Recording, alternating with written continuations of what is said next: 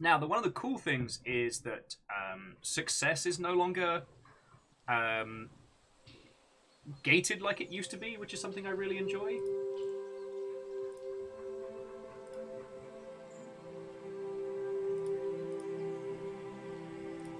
What I mean by that is that, so if you make a really cute, cool indie game, and people go, oh shit, placeholder, and people go, oh shit, I really love this, there's no limit to how many copies you can sell. And I think that's been a big change in the indie space. The games as service models is kind of a weirdly fascinating counter to that, because again, that whole model is based on how many people are logging in rather than how many physical copies you're putting into people's hands. And hey, anything that takes us away from the obsession with pre-order era of video games, I'm fucking happy with and all. Loads to explore. Oh, so if you hadn't seen this, friends, so this is called Among Trees. This is a non-combat survival game where we are revitalizing and beautifying this lovely little place here. Definitely need to get some light in.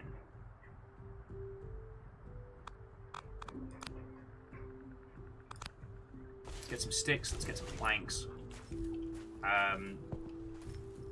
We're going to make this place look feckin' cute.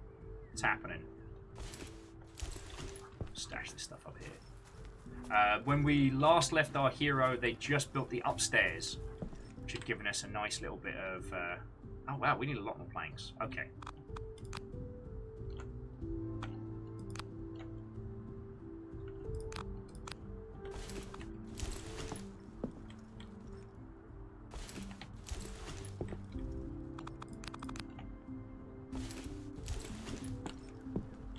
Oh, wait, was it over here? Was our seed box? Yeah. Bloody course. Sorry.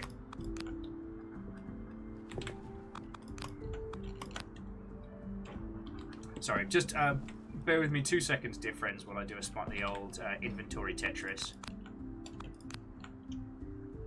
Got a lockpick, we've got a fishing rod. Feels good. Right. Let's go out and chop some wood down before we head to bed. That way we can make this place look all pretty. Like, I'm literally just making us a nice little clearing so we can have extra fancy carvings in our flat. Okay.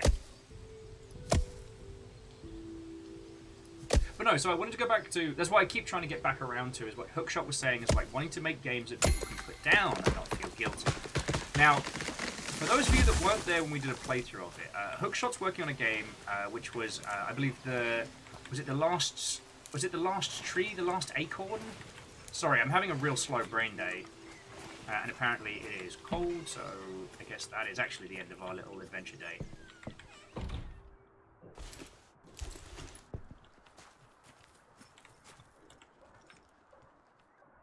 Some metal plates. Brewing room. Alright, we're definitely working towards that.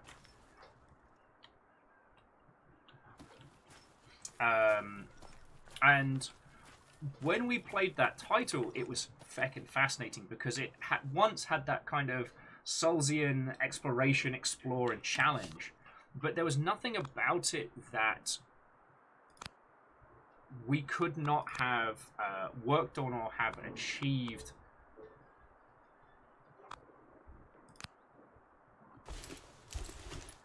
It did not require us to play for 1,000 hours to level up our little squirrel to be able to do all the stuff and things. Alright. Do you all want to get the Among Us trees joke out of your system now? Because I don't want to say that we've done this dance before, but also I want to put some sculptures on before we go to bed. Let's get an owl.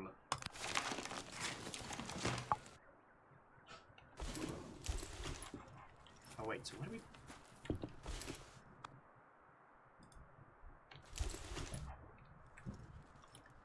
Oh, okay, so we really get to decorate this however the bloody hell we want. Alright. There you go, Big Al. And apparently I'm dehydrated. Alright, alright. Where's me dinner?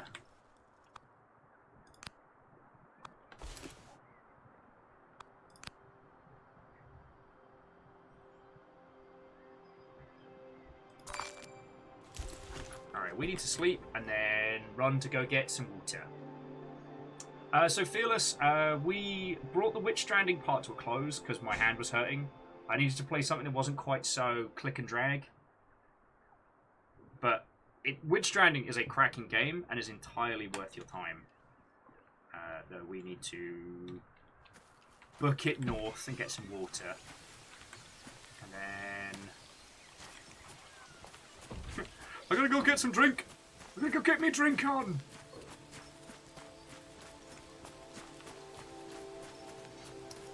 And we're just chatting about, like, the kinds of projects you can make and, you know, the challenges of. Oh yeah, because it is the Sacred Acorn. Thank you, Hookshot. But I really appreciate that. Like, we've been talking so much. How's that, Who Fungus? Yeah. A bunch of those. We're trying to build a brewing room, by the way. But yeah, we've been talking so much about...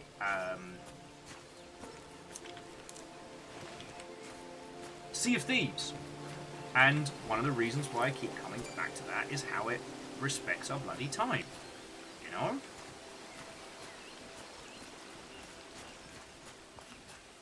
The thing that it's done and continues to do is treat us and our time with a level of respect that I really, really appreciate. Oh wow, we've barely explored across here. Alright. Let's go for a little trundle.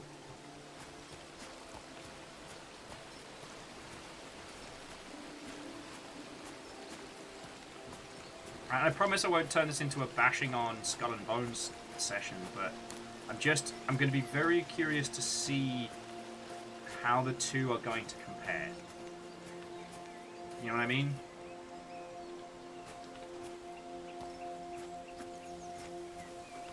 What we got? Oh, Ruby Beet. We can cook that up for some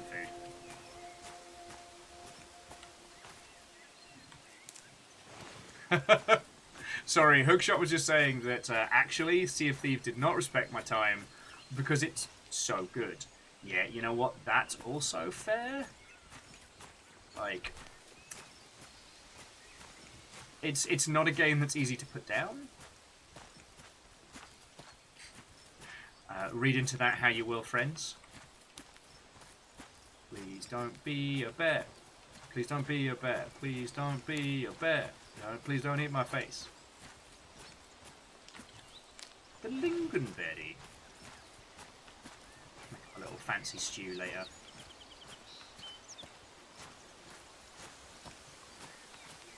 I've done it. I'm just trying to find the routes we need for building our brewery. But yeah, it would be nigh on impossible for a AAA games company to produce something like the Sacred Acorn.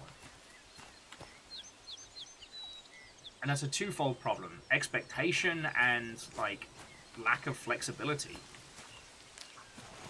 That up later, that'd be nice. If we go back to Blizzard, Blizzard are in everybody's kind of doghouse right now, and deservedly so. I'm not going to make excuses on their behalf. You know, I'm not a multi-million-dollar company.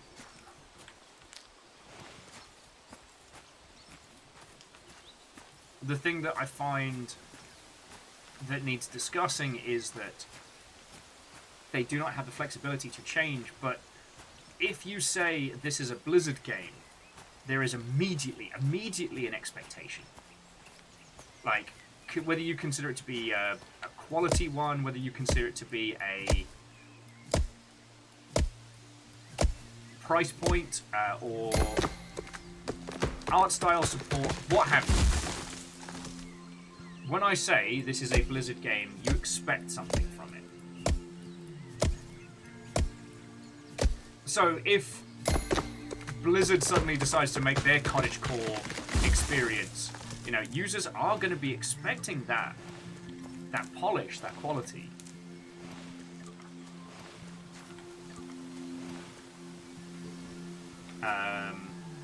Yeah, or massive delays. Oh, Bacon was just going back to Skull and Bones and saying that they have concerns. The power by progression thing is never good to have in a multiplayer environment. Yep. And side grades are notoriously hard to balance. I don't... It's not a way in which I personally would go about... Inventory full already? Not it. Oh, because the bloody owl didn't get put down. Alright, gotta go back to base. Oh, it's just... Base is just due north. Due south. Alright, cool. Oh, yeah, I forget we get the icon, sorry.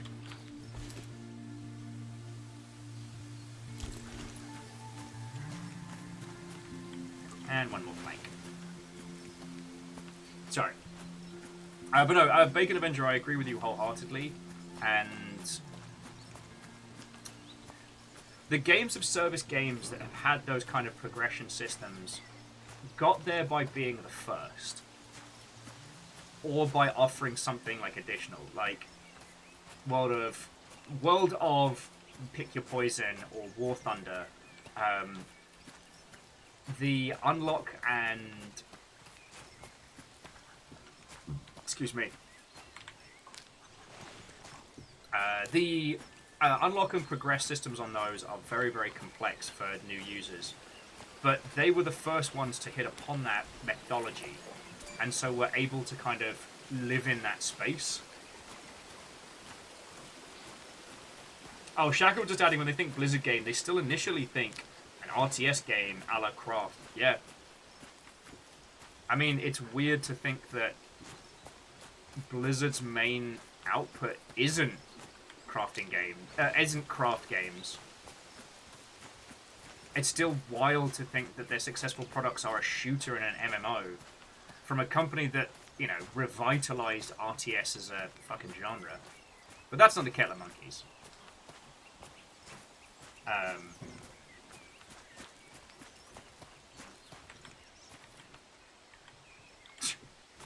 Shackle said, if you like it, BioWare stopped making RPGs, why you gotta hurt me like this?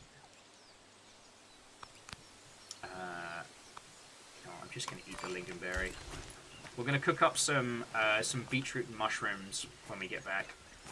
I'm just keeping an eye out for the hoof.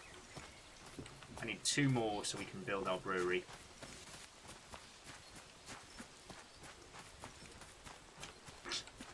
I mean, or Trezuni, I mean, like saying rock and roll racing, it definitely shows your study of the classics, we'll say.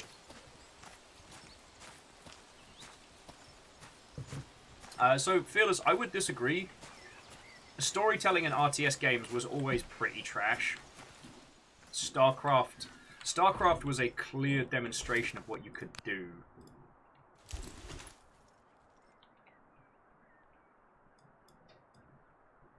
Oh, it was a hold down. That was how we had to make the sculpture. Okay. Let's cook something up real quick.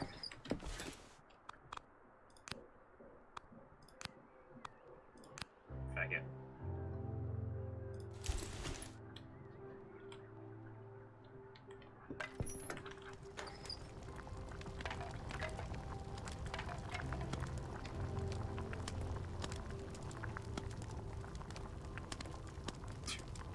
Well, I mean, and Hookshot, yeah, right now, the horrible thing is that Diablo Immortals, despite cheesing off everyone everywhere for all time, has been fiscally massively successful. And that's an upsetting piece of knowledge, you know?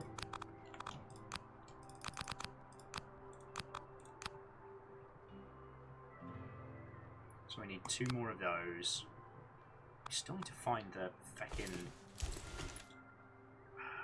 Oh, okay, so that was northwest we need to go.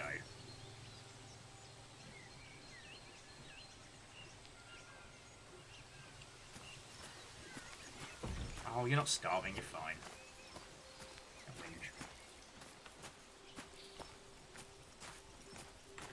Alright, fine, you can have your lunch.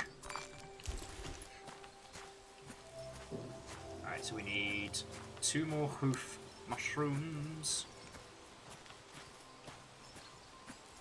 And a shitload more planks. Alright. Sorry, I keep getting distracted. I wanted to bring up the fact that Diablo Immortals makes a shit ton of money, because unfortunately that is the kind of discussion they're having internally themselves. Does this game make us cash? Alright. So if alright. Starting to learn now. Can't cut down a tree if it's still... if it's not useful.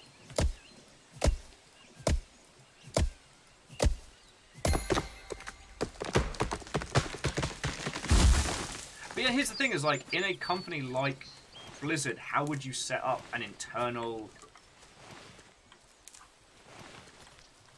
like, prototyping team? Let us not forget that, you know, the whole thing was Overwatch was going to be a first-person MMO because of their success in the World of Warcraft. Their success with World of Warcraft in that space. Like, it wasn't like a plucky team sat down and were like, oh, here's our creative vision for a shooter where you play a hero. No, what happened is they tried to make a project that just did not work. So they pivoted it.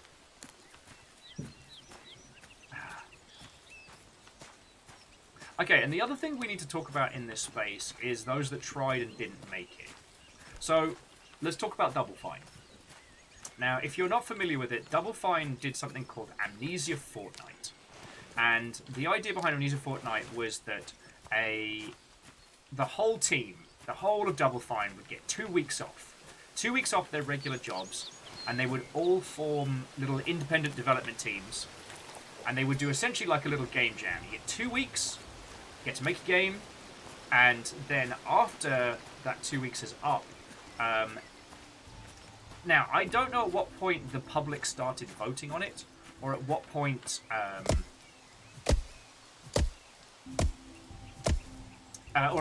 it was internal choosing, but the game demos that succeeded would be promoted to full-time development. So that's how we got games like Stacking and... the public stuff happened after the Kickstarter for Adventure Game. Okay. Because I know the Kickstarter for Adventure Game saved the studio, and I think Amnesia Fortnight happened during what would become Broken Age, right? I'm trying to get my timelines correct.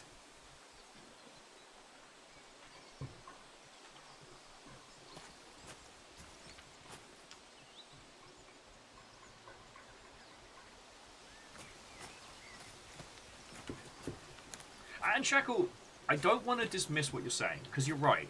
You know, there's so many users that talk about change and then still play, you know, the newest AAA-ist game and still buy the loot boxes and spend those. We do see a lot of hypocrisy in our discussion in the space. But it's also worth noting that, like, if Diablo Immortals is making money hand over fist, it's not making it with us. It's hitting a part of the market that doesn't know or doesn't care. From what I've been seeing is like Diablo Immortals is hitting, you know, the person who played Diablo 2 back in the day and has since had kids and a family doesn't know that who doesn't know the impact those choices the teams are having. I don't want to, you know, excuse ignorance, but you can understand what I'm saying. It's not that these users are...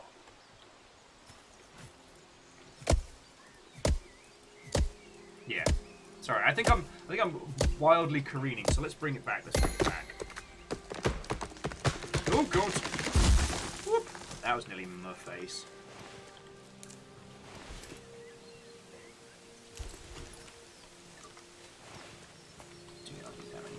Well, I guess we should start heading back because it's getting dark. I still haven't found the Dogbane stems. So it looks like it'll take us another day before we can accurately build our brewery. No one's more disappointed than me.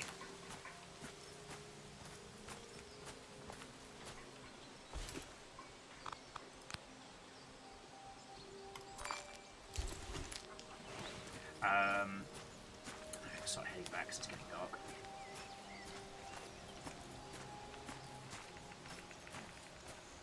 Okay. So, thank you, Sadlin, for giving us the little inside scoop there.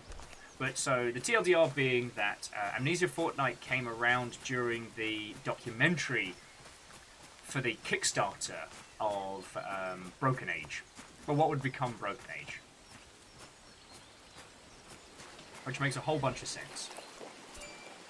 Amnesia Fortnite would then become at least, I think they did 2 or 3 rounds of it.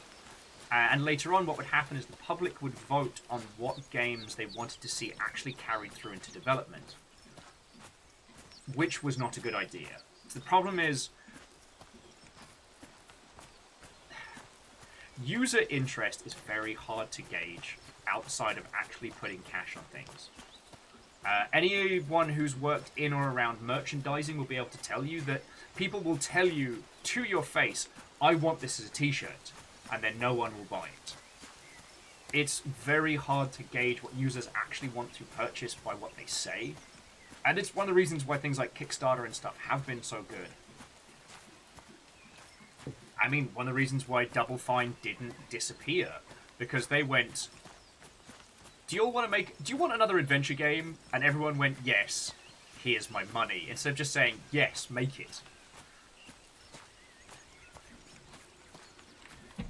I mean, Smug Rainbow, it's a very good point. Like, after 2 weeks of development, that's not enough time to know. Oh, we still need. All right, I'm just gonna cook up some of these mushrooms.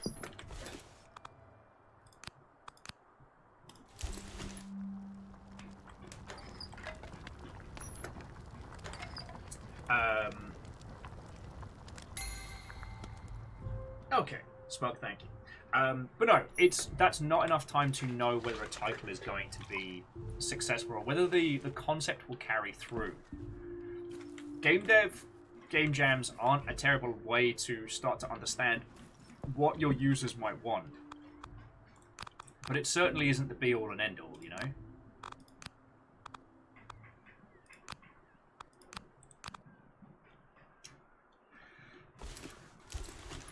Have a little snooze.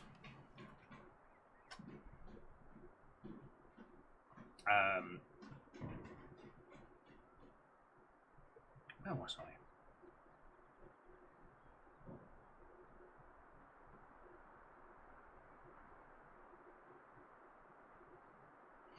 Okay. So Zayla was saying they took the... Oh shit! Hello! Speaking of game jams, I'm going to be in one this Friday. 48 hours of non-stop game dev hell. Feckin' yo! I mean, that sounds like an afternoon and a half. And Akira Zero, thank you for 1,000 bits, you feckin' legend. Can I offer you a tasty raspberry for breakfast? But no, okay. Game jams are a great way to prototype video games. Please don't take my my nattering as anything other than like a full support of. But there's things like Hack and Slash, which was a Double Fine. I believe it was an Amnesia Fortnite title. Let's try Southeast. Yeah, I'm going to try Southeast.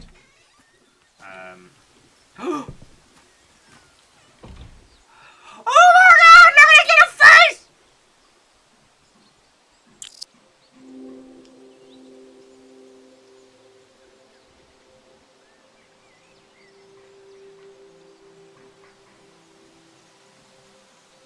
This is the best game ever! Yeah, we just got a fox pet!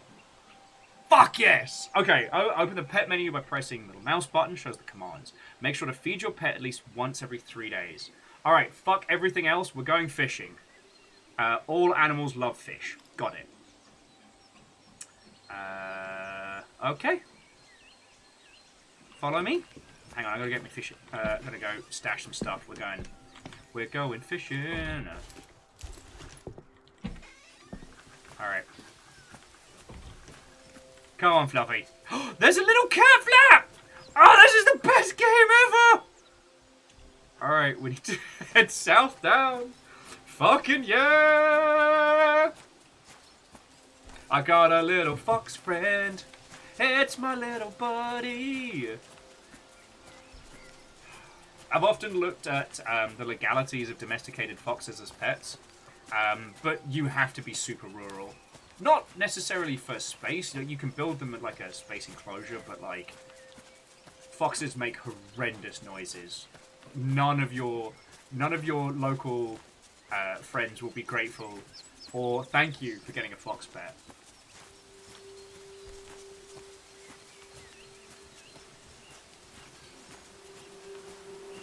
Yeah, so we're gonna stock up on goodies. Hey, we've had this conversation before. The question of what does the fox say? Here's what the fox does. The fox will abso-feckin-lutely sound like a sex murder going on. And yeah, having foxes as pets is a stupid amount of work. Oh, and he'll go off and go fighting! What did you find? What did you find, little buddy? Smug little face.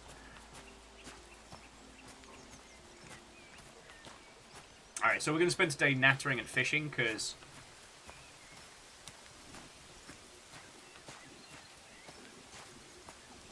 I've got to feed my little fox buddy.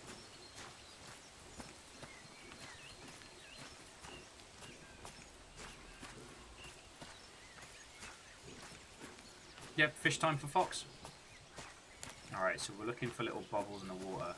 Unless the ducks have already been through here. Bastards. I hear them.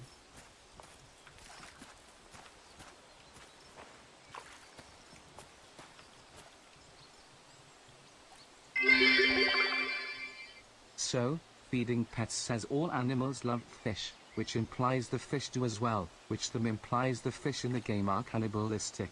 What kind of game is this again? Smile. The best kind.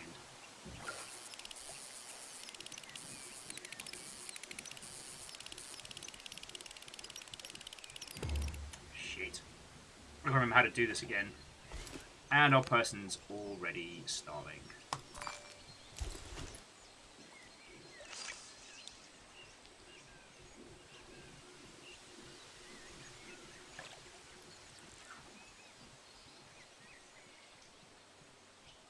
Hang on, let me pause this a second so I can chat to you.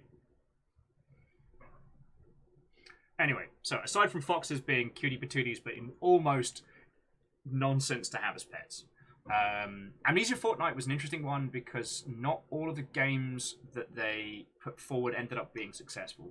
And I think Hack and Slash is probably the best one to look at, that had a lot of support, but did not garner the same kind of attention as a few of their other titles.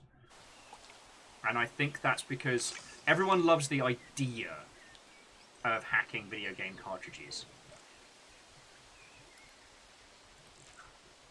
Everyone loves the idea of doing ROM hacks and stuff like that, but the actuality of like messing with hex files and stuff like that is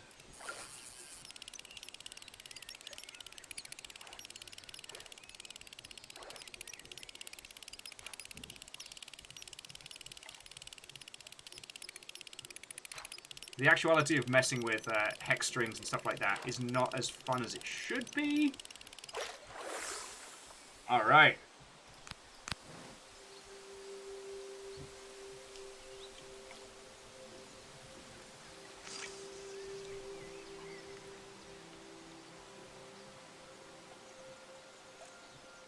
I mean, I already told you the horror story of the poor buggers that are having to make the Dr. Disrespect shooter.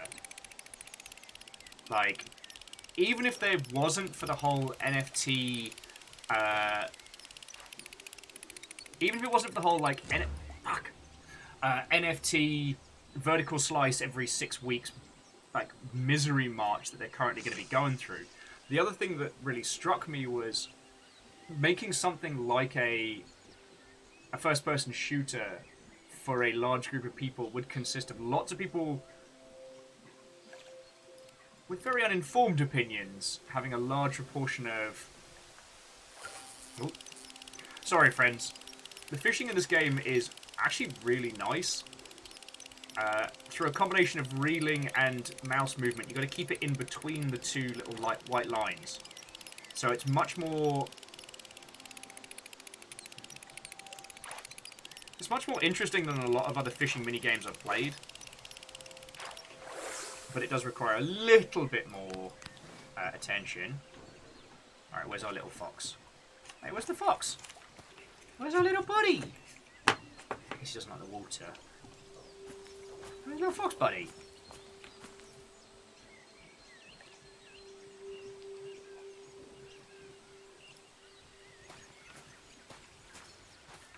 Where's he at? I mean, yay moss, but I got you some fish.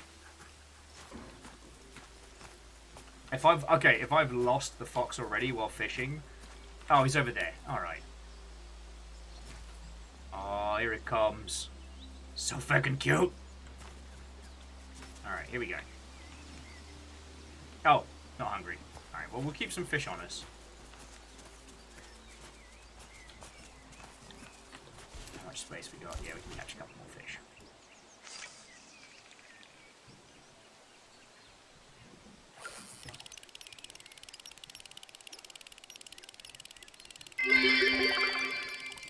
It was looking for goodies, like you said. You know what? You're right. And Shackle, thank you for the 200. I told it to go do the thing. It went and did the thing.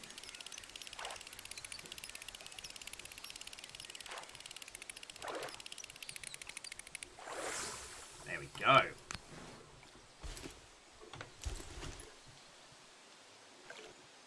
not actually sure what we do with fish bones yet, but we'll find out.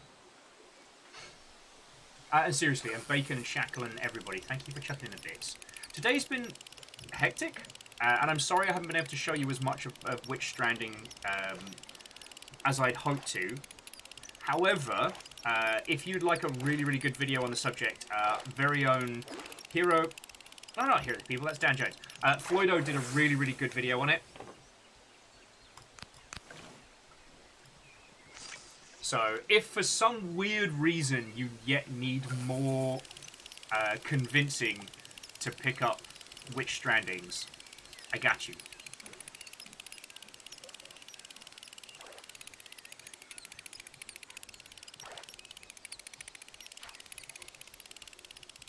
And Coleman Cat, how's your afternoon going? We decided to just hang out by our cute little cabin. Oh wow, we're doing great for fishing. Fuck yeah.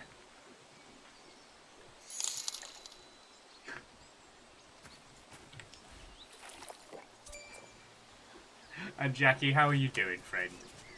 Ruddy Terror. Ruddy Terror!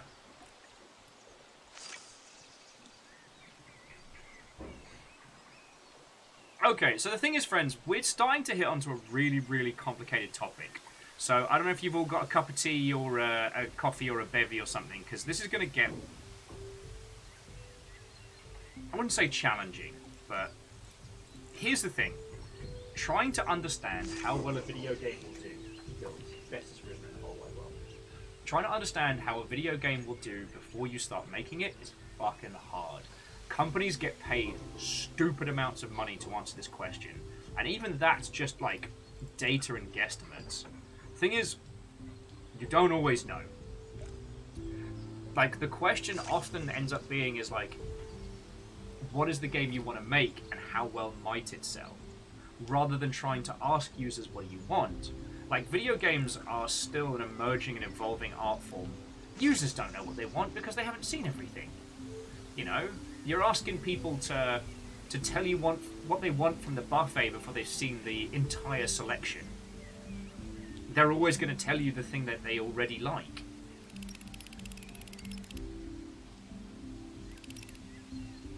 And this is one of the great big challenges. Stop. There's no bloody sharks in this game!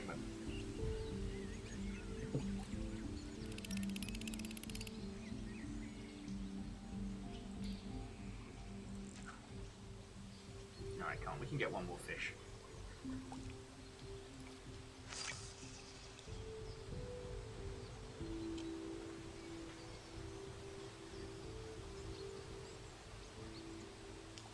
And Colin McCap, lovely to hear your evening's going well. Yeah, Quasi, thank you. Mainly because I think I'm just always hungry. It's my gift. But the reason why this is important is that when you have those business discussions with studio heads, when you pitch to publishers, or when you just ask yourself, like, do I want to spend my life making this game? Like, how many people are going to want to play this? How many copies is this going to sell? What should I put into this? Oh man, we're doing great. It's a really important question to ask.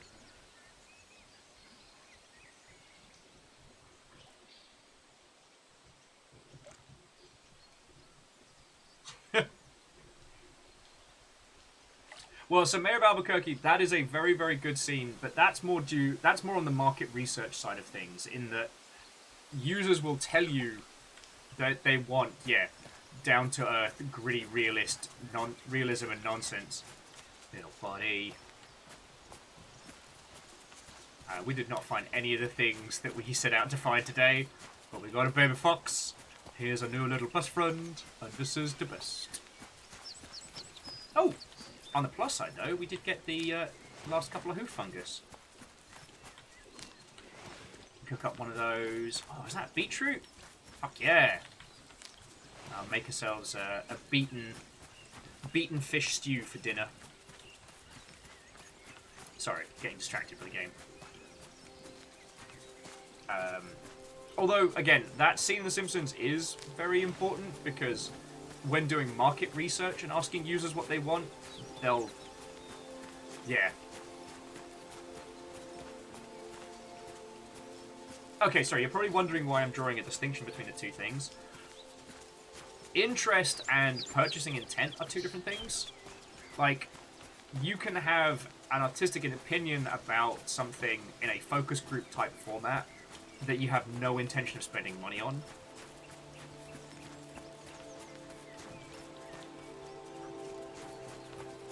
Got some mushrooms growing round the corner. Little body. Alright. Oh, it's so fucking cute! Oh, River, you're still the cutest. Alright, so we'll...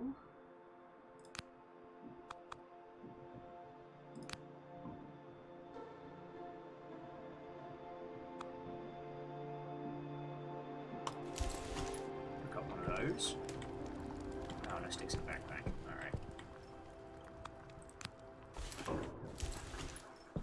And Tem Fox. Exceedingly helpful. Yeah, the Tem Fox add-on got released. And we'll save a couple of fishies for...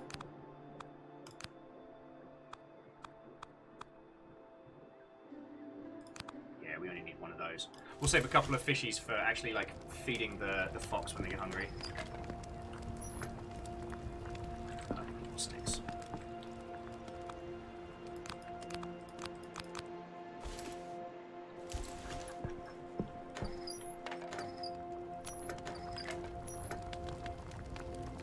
Okay, so Morbin Time is another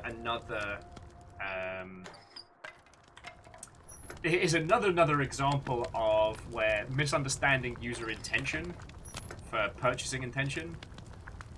Like, no one actually wanted more Morbius, but because of the mimetic nature of the nonsense, resulted in a whole bunch. Alright, so... Well,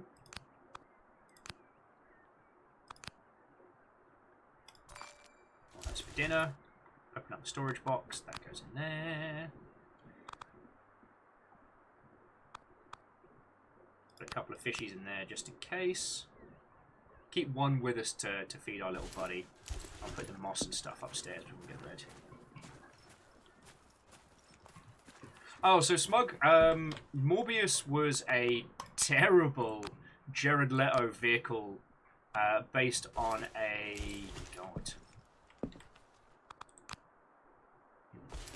based on a Marvel-ish spin-off character, Dr. Morbius. who was fucking haunting in the old Spider-Man show, but that's another story. Movie came out, movie bombed. Movie bombed so hard that it became an internet meme. It got memed into the ground. And the company behind it, Sony Pictures, mistook the meme for interest. So they re-released it at cinemas for a weekend. Nobody went to go see it. But I feel like that's like a deconstruction of internet culture. I'm so sorry, friends. I keep dancing around the topic that I want to hit. We need, which is how we're going to build our brewing room. All right, so we need 35 more planks. Sorry, 15 more planks. The Morbius thing reminds me of E3 a couple years ago, with let's make a meme tonight. Like, no. That's not how this works. Yes. I don't think a single sentence could ever represent such a massive lack of of how it works. Absolutely, Shackle, absolutely.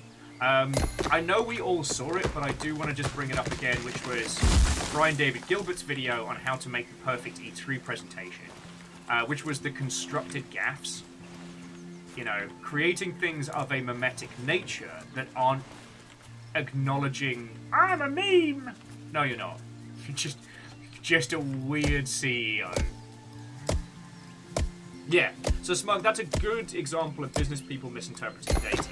But what I wanted to chat on was the situation of users expressing a purchasing decision they don't have one, and how we as game creators can try and gauge the market. Now, the tricky thing is you can only guess. For as much as, you know, estimated sales and things like that are very big business. Like, seriously, I cannot state enough, the companies that will estimate how many copies your game will sell and what kind of genres and markets you should go into, they charge so much money. There's a company online called Superdata who publish a free blog alongside their regular stuff. And that thing is terrifying. But it's worth noting that the amount that those would usually cost are in the tens, if not hundreds of thousands of dollars, just the PDF reports that they put together.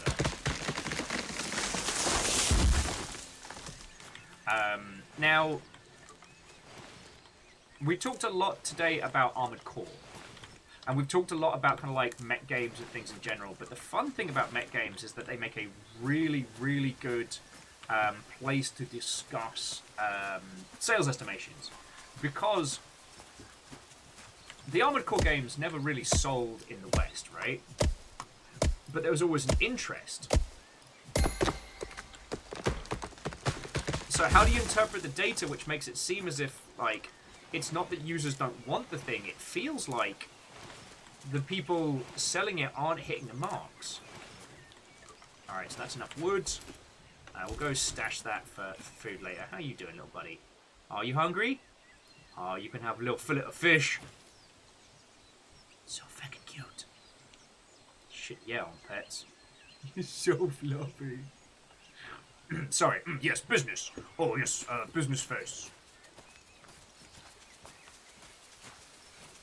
Fucking forgot what I was saying. Look, I'm a sucker for cute animals, alright? This has been well documented.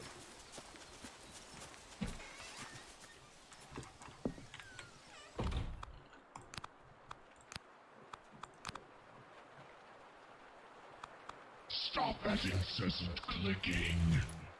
I might as well put that there as well. Alright, so we're going to go out and try and find...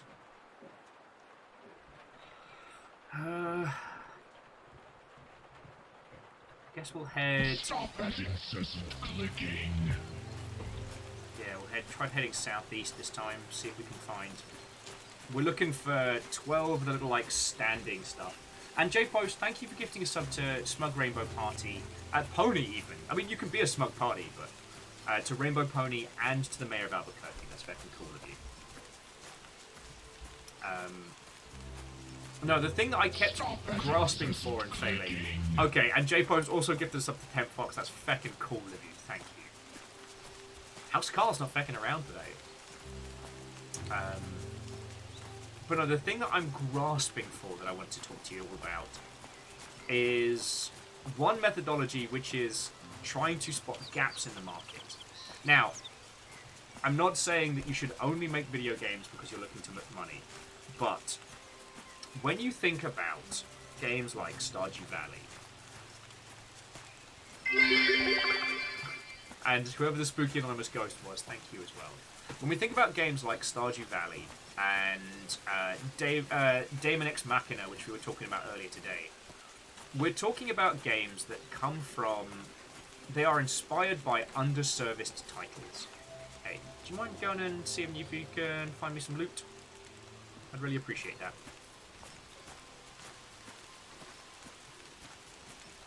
Harvest Moon was a very, very critically acclaimed and loved franchise that didn't reach the kind of sales it deserved because it was so hard to acquire. Like, the difficulty for users to just purchase and play Harvest Moon was always notable.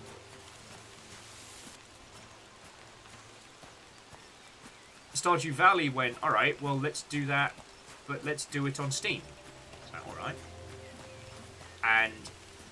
shock and surprise, a game that was very popular. Thank you, Fox! A game that was very popular ended up being even more popular because of people's access to it. Yes, Delta Frost, Stardew Valley was very inspired by Harvest Moon.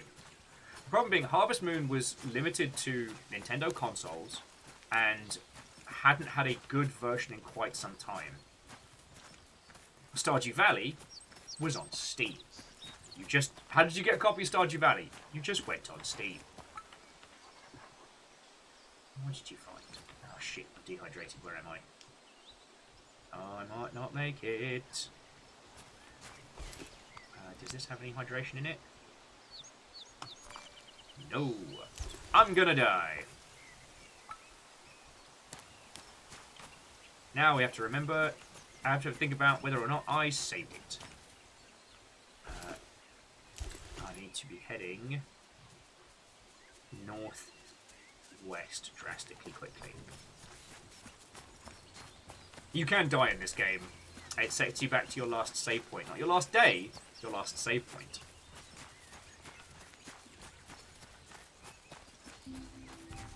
The irony that Stardew Valley is on the Switch is not lost on me, by the way. But yeah, the thing to take off of that is this a game that has an existing following or has achieved some commercial success, but due to either region restrictions or users' ability to acquire the thing. How are we doing? We're doing good. We should hit the water very soon. Very soon. Not gonna die. Because Fearless was mentioning... Oh, actually, we'll get those in a second. So I need like 12 of those. Let's get a fucking drink first.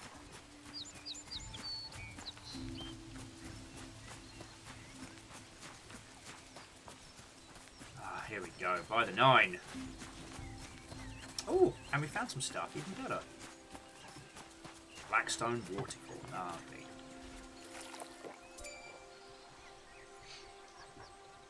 So yeah. Does the game have an underserviced fan base?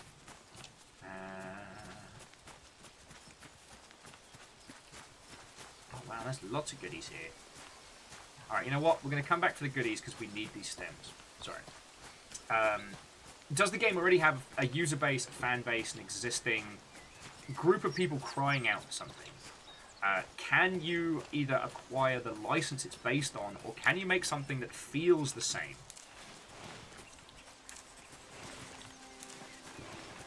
12 of these so I can make some booze. I mean, a brewery.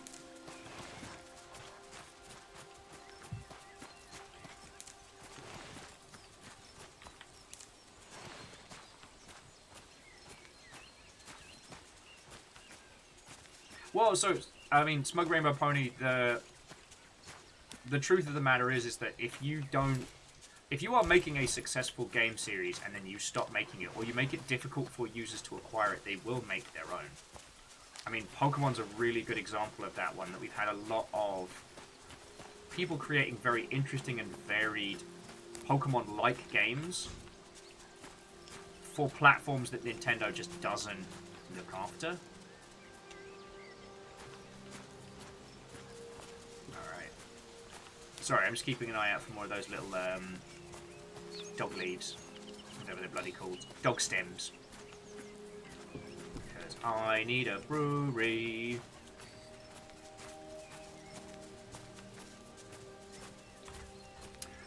Now, someone mentioned earlier on Harebrained Schemes Shadowrun, and that is a very, very good one to look at because, you know, Shadowrun as a series had and still has a huge following, but that following absolutely was not being catered to.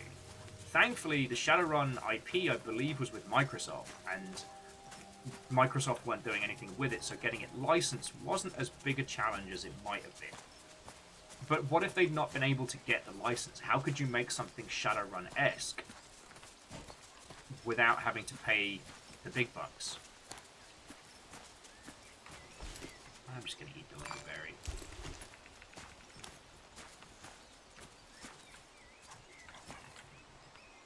Blackcurrant. Remember when I was searching for those, like, all over this bloody forest? So, that's one way to look at video game creation, is to stop and think, what is there out there that I want that I'm not getting? Alright, so we've got another... Alright, I'm going to crack open the crate just in case we learn how to craft something. Because I forgot that with some of these... you can occasionally get your hands on crafting recipes.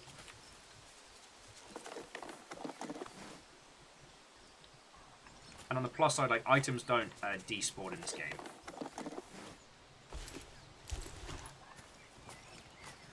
Now, Ultrazini, to my understanding, that's like the Harebrained Schemes collection. So that's all the games so far, all releasing on Switch, which is Shadowrun Returns, Dragonfall, and Hong Kong, I want to say? Alright. But nothing useful was found. Although once it starts hitting afternoon, we'll pretty much have to turn on a heel. Maybe we can find some...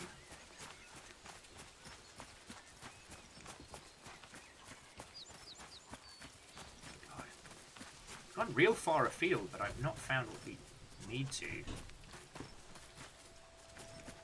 Okay, yeah. As the spooky music starts, we're going to start heading back. Okay. Hong Kong it was. Okay. So, friends, here's a little exercise. I want you to take a moment, and I want you to really think about this. Don't just go for the knee-jerk reaction. I want you to think back.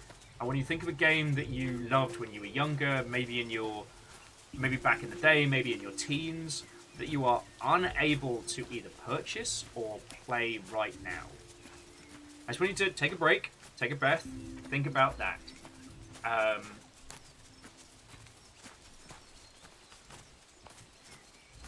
I'm trying to think of one that, but my brain keeps screaming MechWarrior at me, but we've been lucky enough to get MechWarrior 5 Mercenaries. Alright, have you thought of a game? Alright, now post your answer. The one that springs to mind that you cannot play again. And let's see if we can start with those. We'll start workshopping a few of those titles and see if we can remove the thematics from the experience. Park Program says mag, always mag. Are we talking about the 100v100 shooter?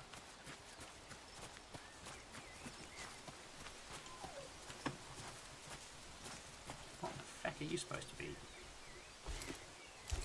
Fiddlehead Fern. Right? You weirdo. Oh yeah, so yeah, it was the 256 player FPS. Okay. I mean, that's an easy one because that's just a technical challenge. You know, creating a start boss. Creating a massively multiplayer shooter isn't a case of creativity. That's a challenge. Temp Fox was saying Jumpgate. Jumpgate's a similar one.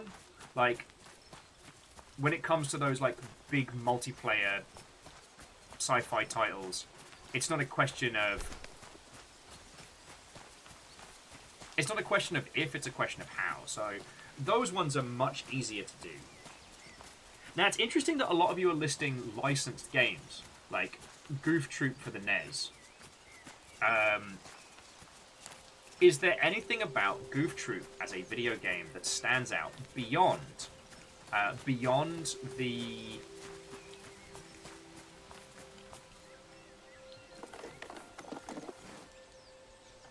Oh, we don't have a grow box yet, so there's no point in stealing seeds. I'm just going to get a drink before we book it up the hill to then go.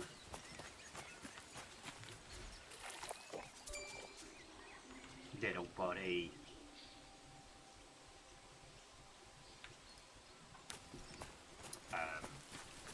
Shattered Horizon. Okay, so Vulcanor, that's an interesting one. First-person shooter. Oh, wait, if I'm thinking the right one. Ah! Quasi! Culdcept Saga. I knew you were a person of fucking taste. Alright, so Culdcept. What if Magic the Gathering, Monopoly, and Mario Party, like, did a bunch of shots and woke up in a bed together? Now, Culdcept is a fascinating game. Had its own manga, was somewhat released on the PS2, but never really got like a proper English language variant. That is absolutely a game that you could make without evoking the license. Culdcept has not done a good job of making itself available to the rest of the world. There is nothing stopping you from making your own variation of that and calling it whatever you want. Have the deck building, have the Mario Party grid, have cards that affect both in a battle system and outside of a battle system, like feckin' yon. Like, hi, I'm one of 3 people that read the Culdcept manga, how are you? Alright, we'll get some turnips and mushrooms going tonight. Get a bit of food for the morning.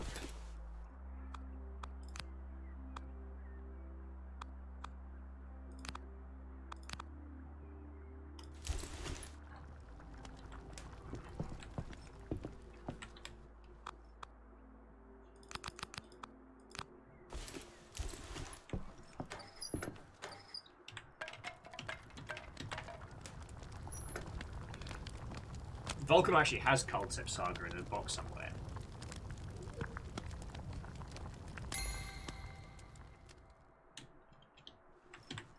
Okay. Now, so Smug Rainbow Party was mentioning an old licensed title, but the thing I want you to think about, again, same as I was saying to the person who put in Goof Troop, what stood out about that game when you were younger? Did you just play it because it was a licensed title, or was there something more?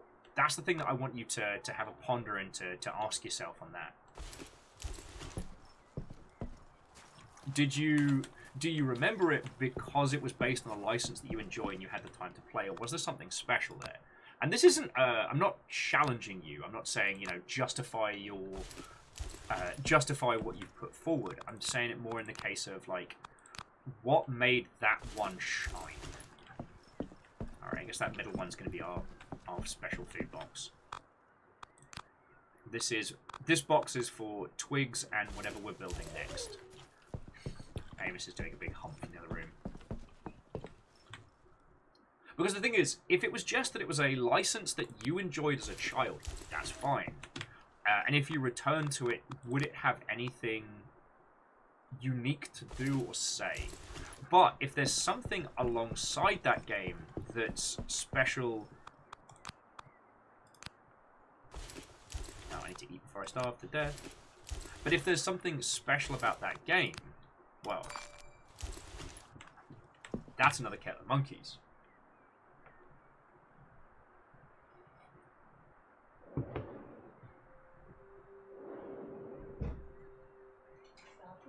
Because, I mean, let's be honest, anything from the Giuseppe Stromboli and the Briefcase of Meatballs series, it doesn't take a lot to just strip the thematics, strip the thematics, add whatever you want in, you know.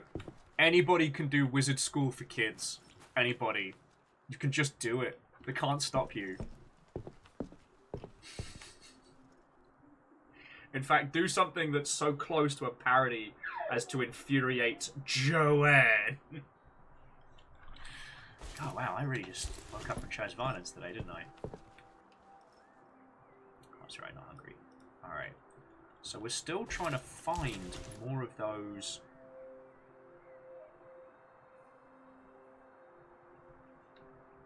Alright, so we're gonna head.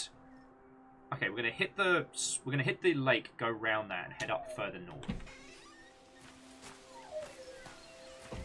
Well, and so Fearless, here's what's great about video games, is that creating a distinct difference is incredibly easy.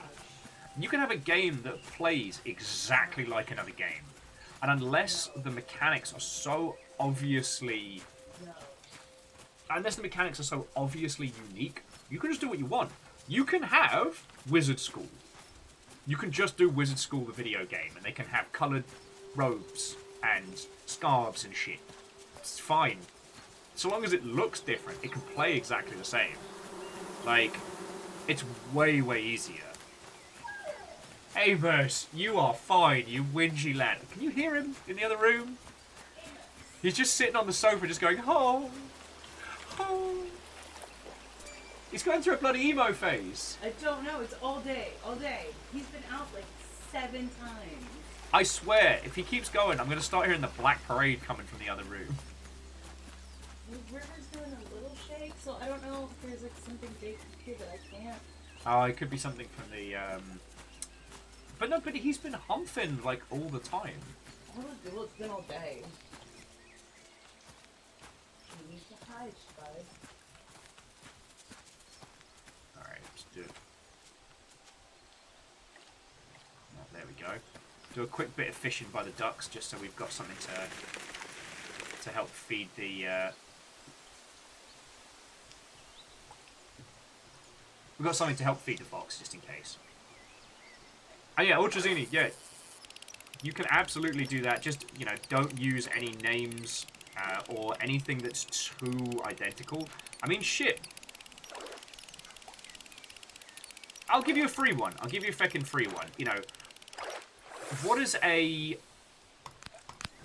wizard school of the future look like? What does the institution of wizards look like in, like, Neon Kamigawa or something like that? I mean, okay, yes, we're getting into Shadowrun territory, but you know what I'm saying.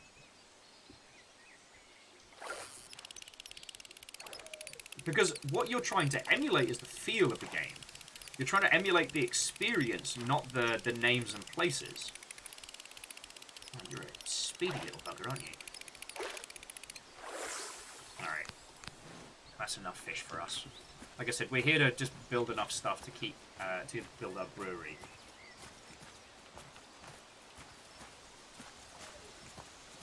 Now, Sadler was saying, in regarding of Giuseppe Stromboy, Mr. Potter, was saying, look up Grim Grimoire for the PS2. Shit. Wait, Sadler, did you and I talk about Grim Grimoire recently?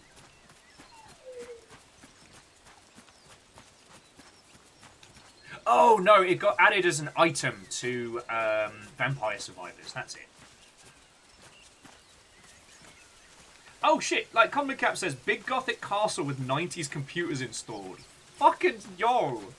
Sign me up for that game. Do you know what I mean? It's... And I hope you can see what I'm saying here. Oh. And beetroot and fish.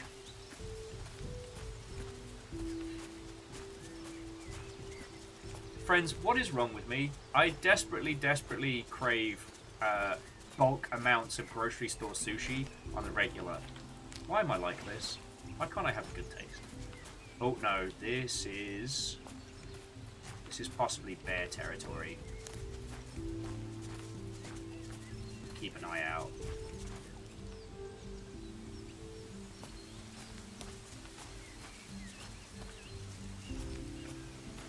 The long grass is for hiding.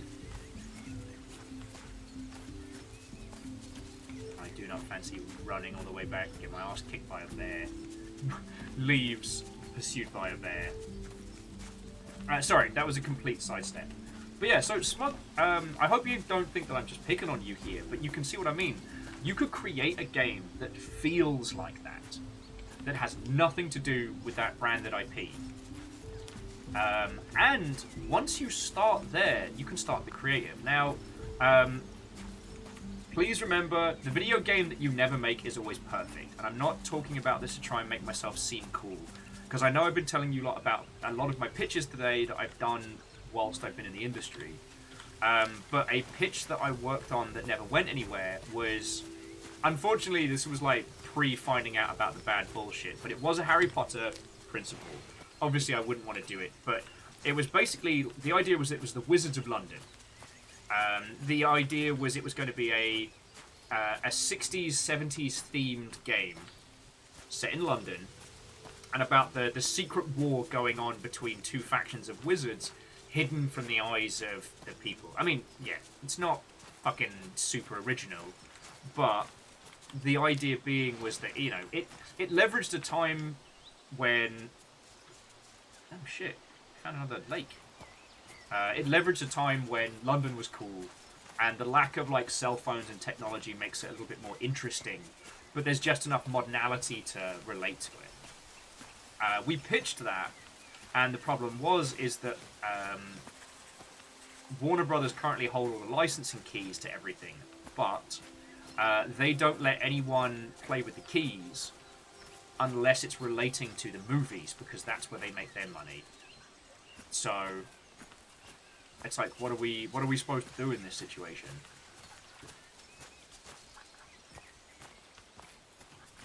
Alright, but it doesn't mean we've got another lake we can fish from. We don't end up accidentally fishing one completely out.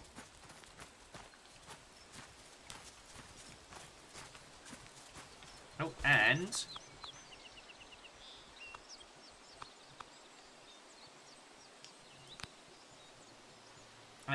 have a little mushroom snack. It's a treat.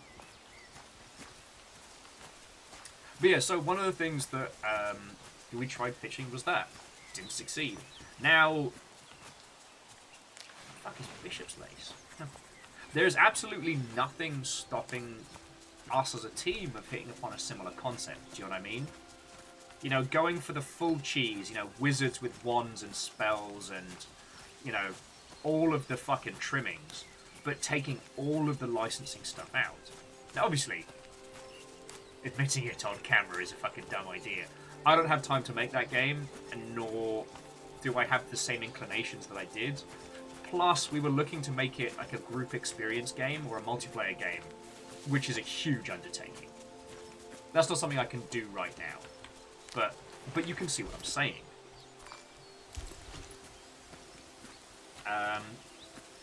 So, friendos, give me some other video games from back in the day that spring to mind. Oh, now we've got 7 at home.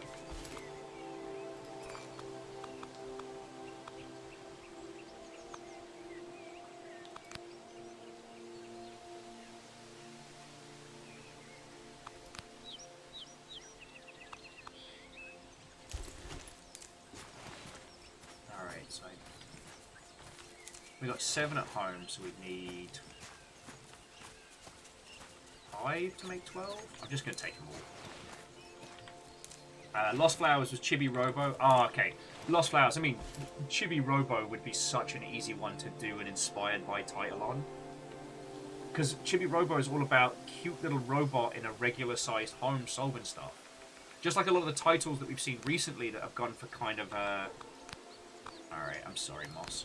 Have gone for like yeah,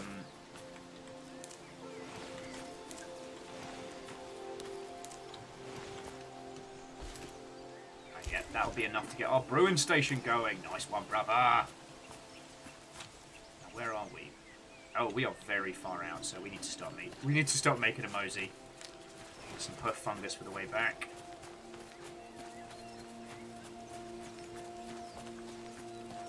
Hopefully we don't run into a bear. But yeah, like Lost Flowers, that's one that writes itself.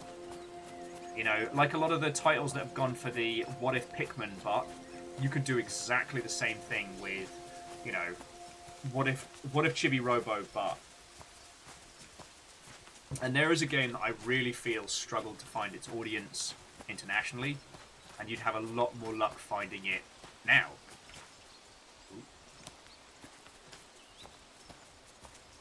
The music stopped being cute and adorable, and now I'm worried. I'm just going to keep running.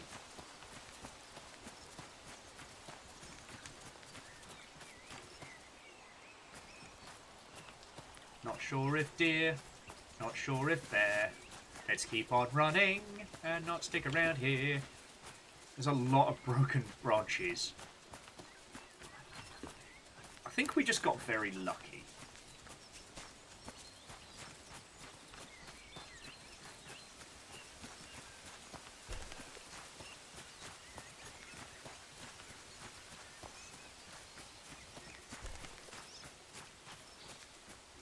Okay, so actually Akira Zero, that's a really interesting jumping off point.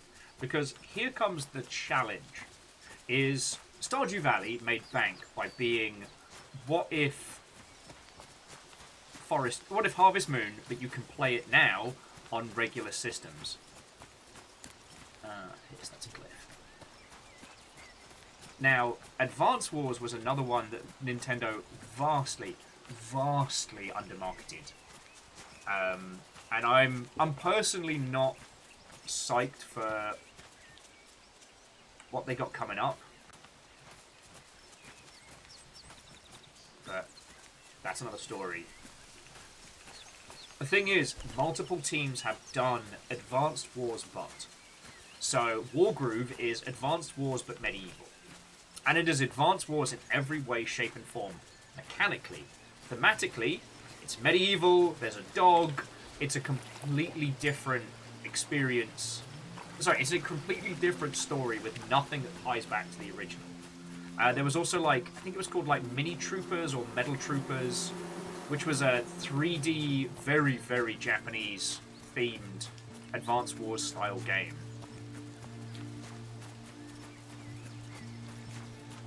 Wait, Eric, what? What did I say? What did I miss?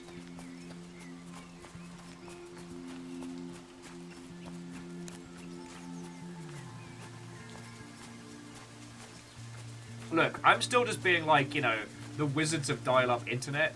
Like, that's a fucking game I want to play right now. Alright.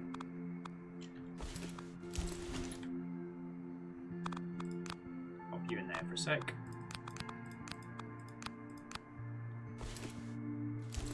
Let's get some food on the grill. Put a turnip on there and a bit of you. Brewing room. Alright, let's get the stems and the logs together.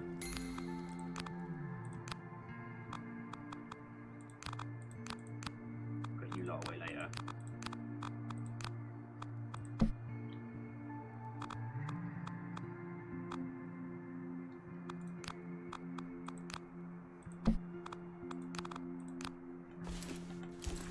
Now we can brew bevies.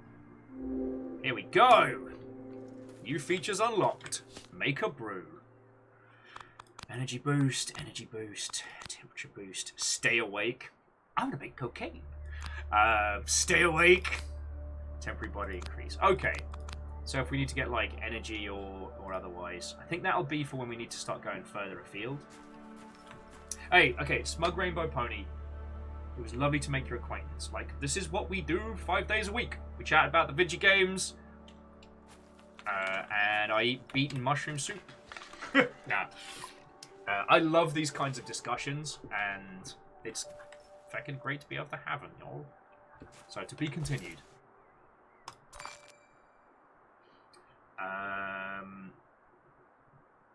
Oh, sorry, Park Programs was just adding that marketing issues is a rite of passage for Advance Wars games. Yup.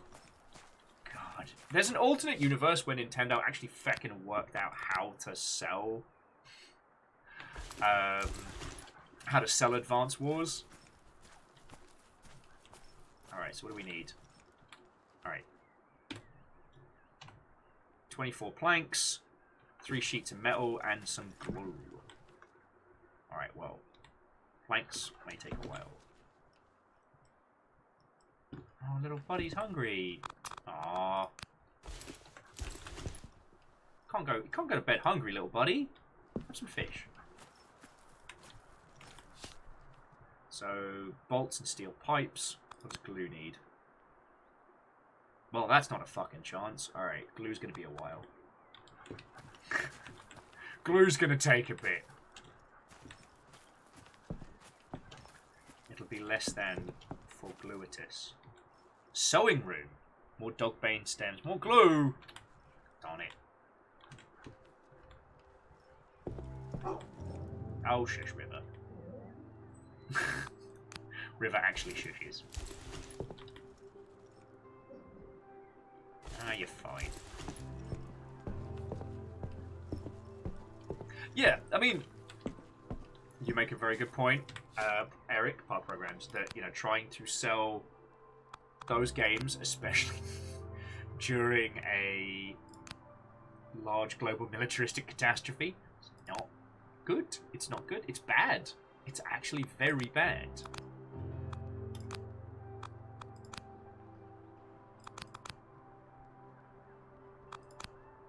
Fish and bear sculpture. Alright. So I guess our next big challenge is to start working on being able to make up some freaking glue, I guess. I mean, the greenhouse is when we can start growing our own fruits and veggies. So that'll be good.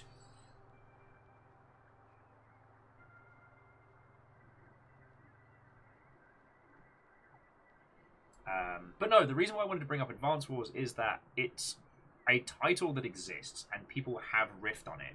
So that means that what you make has to differentiate itself. Oh, wow. Excuse me. If you want to make an Advance Wars game, it has to be not only Advance Wars with a new coat of paint, but it has to differentiate itself from what exists now. So it's the same as trying to go through it. Actually, Meowkity Sakura, we might be able to make the canteen... We might be able to make the canteen now. Hang on, let me just make sure I've saved it. Fuck up. We've forgotten that in the past.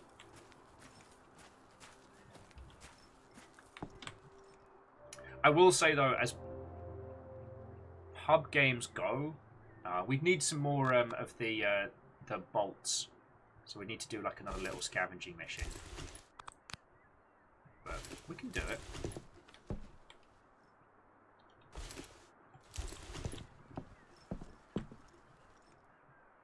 I mean, you can see, like, we're starting to get further and further afield. What we could do is hit the water and just follow that up. Because we found a few places we can go. What do you reckon? Yeah. So we'll head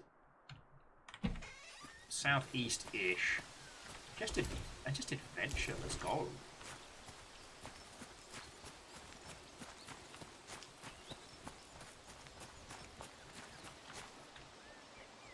I mean, one of the games that I've been thinking about, weirdly, a lot, is the PS1 adaptation of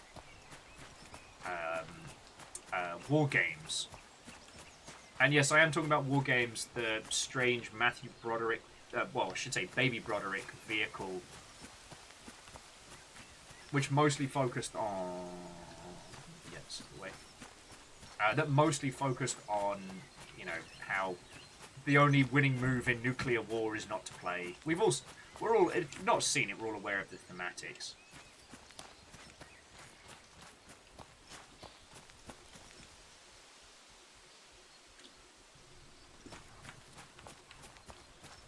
Alright, so we're just taking a new path.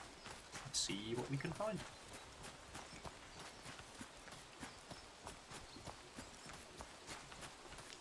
Raspberry. And that one I found fascinating because it was like a combat RTS, which has been something that's been very difficult to kind of hit upon successfully. It didn't go on sale, the Steam sale, because I really wanted to pick up, what was it, Executive, oh, it's not Executive Order, it's something along those lines.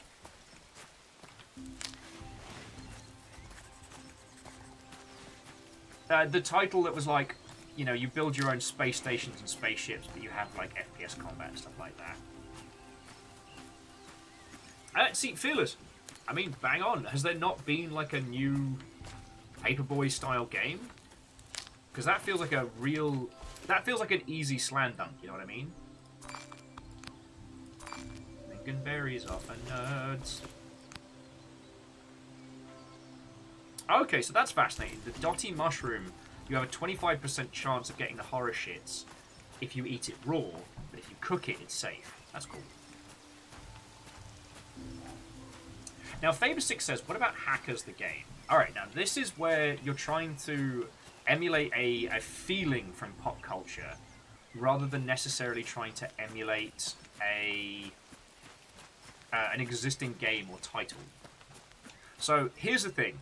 If you think back to the movie Hackers, what are the elements of it that stand out to you? What would you want that game to feel like? And again, this isn't like a trap or an ambush. Like I'm genuinely curious as to, you know, what you'd want from that, because hacking video games are different. You know, Uplink very much felt like that, but Uplink was a very, very, very different kind of game. Did we leave anything around here? Sure. Well, hoover up the goodies we didn't get earlier, because we're just kind of like, we're really just following, faffing and following the river up. See where it takes us. Oh, because it takes us to a fucking waterfall, of course. Beat stews, what's happening? But I was hoping, Miyake Sakura, that we could get enough resources to build the sheet metal for the canteen. That's where the primary amount of this faffing mission is going. Now, Faber6 says they'd like to do something that was basically like a Watch Dogs themed in like the 90s. That's a solid place to start.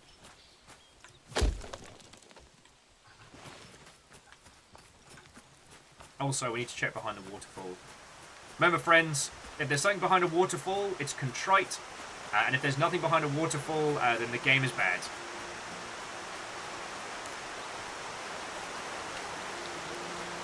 Nothing behind the waterfall! Game bad. Alright, video games are over.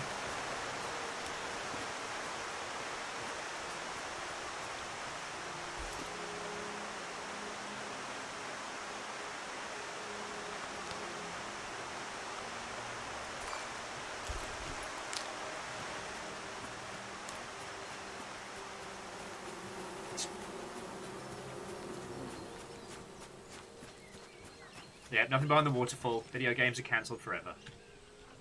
Let's get up to the top of the cliff, see if we can find some stuff. Where's our little buddy? Oh, we left him to sleep in. Yeah, that's fair. They can have a lazy day. Unlike these rabbits. Psh, lazy buggers.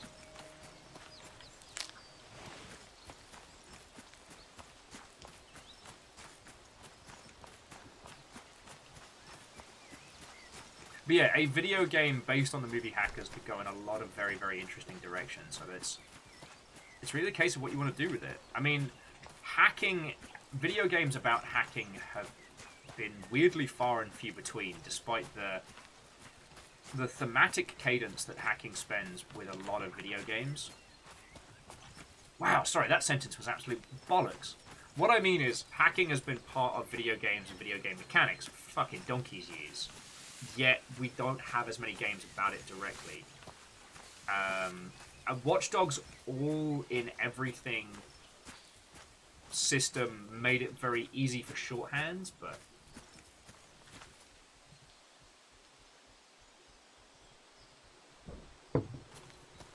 okay. Now, Eric, I don't know if you're putting that through as a joke or like legit, but I fucking love the idea. What Park Programs was saying was, if you've all seen that website, that's like the fake hacking website, where it starts outputting what looks like hacker code, like, you know, green text on black background, just the more you mash keys. Like, that needs to be a core component of that game, and I wholeheartedly agree. In fact, you could almost make, like, the tippity-tappity key mashing, like, a core part of that. Like, could be difficult in terms of, like, accessibility and stuff, but in terms of fun, like, you could do so much with that. Now, obviously, Faber6, you're right. The music and the feel would need to be spot on. You know, you've got to get early Prodigy, you've got to get, you know, the Chemical Brothers, you've got to get a whole bunch of, like, absolute 90s bangers. But, at least, to my knowledge, we haven't musically seen a big, big resurgence in a lot of that.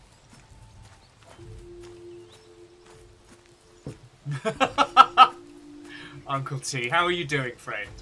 Sorry, Uncle T was saying, tippity-tappity mashing is a core mechanic of the game. Well, someone hasn't played StarCraft. You've done me, friend. You've done me. How are you doing, mate? I'm trying not to get eaten by a bear. I have a pet fox. How was your day? We were playing Witch Strandings earlier, but it was hurting my hand. So I put my hand brace on. We're playing this.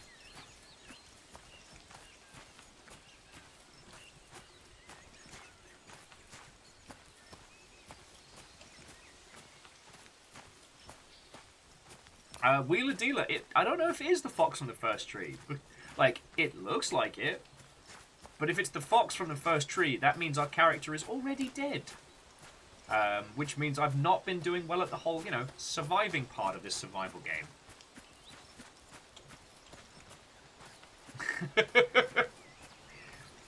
Well then, I shall take that as a very large compliment. And Wheeler Dealer, how are you doing, friend?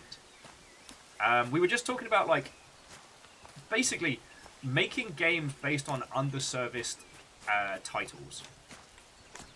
So, you know, creating things that feel like classic games that never got the attention and love they deserved, but thematically couldn't be more different, you know. So for Advance Wars, Wargroove, for Harvest Moon, Stardew Valley, that kind of thing. How's your day going? Also, I got Dragos.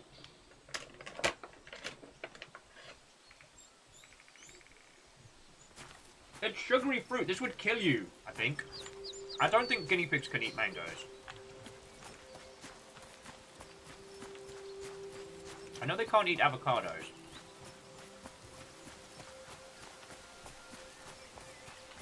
Oh.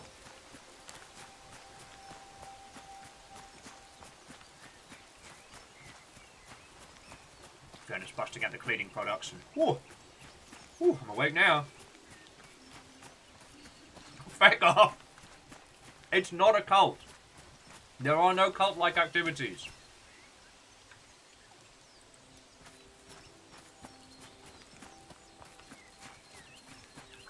And this is my little fox. Hey, buddy, follow me. Come here. Come here, little fox. Yours. Look at that little face. Yeah, Danny, thank you. It's not a cult. It's not a cult. Camille, why are you like this?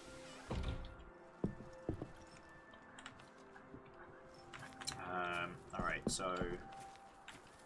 Can't build the greenhouse without glue. And of course the brewing station doesn't let us make glue.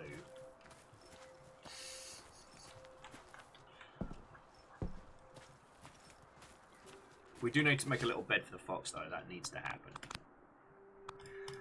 Alright.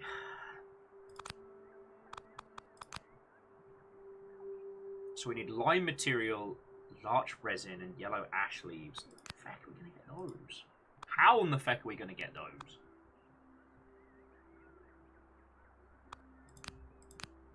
I mean, I love a challenge, but I'll get running. Alright, and what's the upstairs? Oh yeah, let's cook up the turnips while we're at it.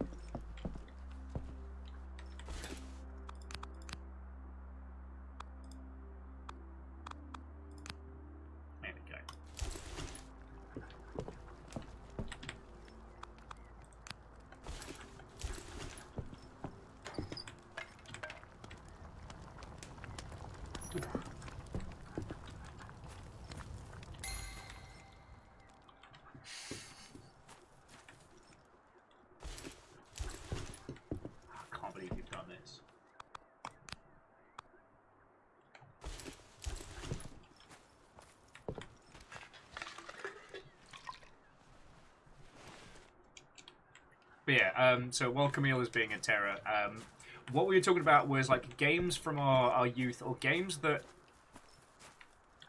could really stand to have a proper re-release, you know what I mean? Oh, that's it. I was going to go upstairs and see if I could see to find out what the sewing station needs. This is our little, like... Also glue. Darn it! Darn it! I've got loads of seeds now, but what am I going to do with them? God, we've only got 3... Okay, bolts are something we're going to need a lot of.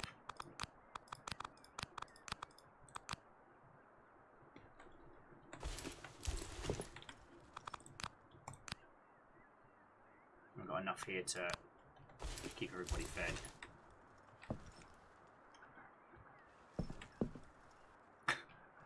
Okay, to Eric, our programs. Thank you. You've heard the story about the dwarven divination wizard escaping prison.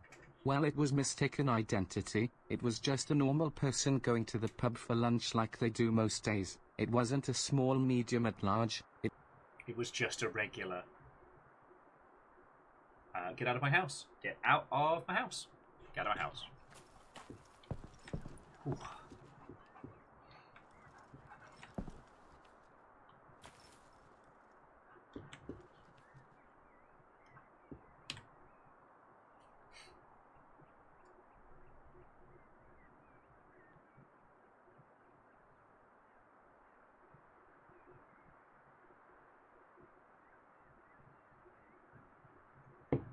Alright. You hungry, little buddy? No, not yet. I'm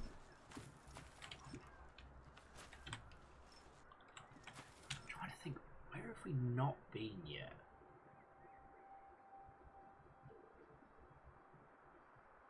Oh, okay, so there are the larch trees, and there's the lime material. So how do we get it? That's the question.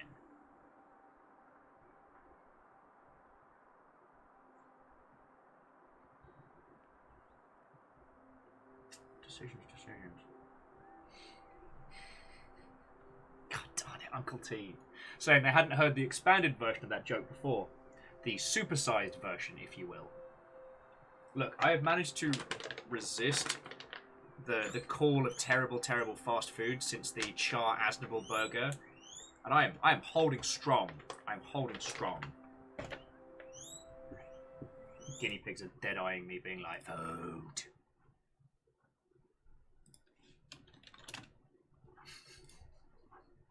Fucking hell. Whew. So friends, would you mind bearing with me just a second? As we've got enough resources, I can kind of have a bit of a faffomancy here. I'm just going to go grab some water, and I'll be back with you all in just a second.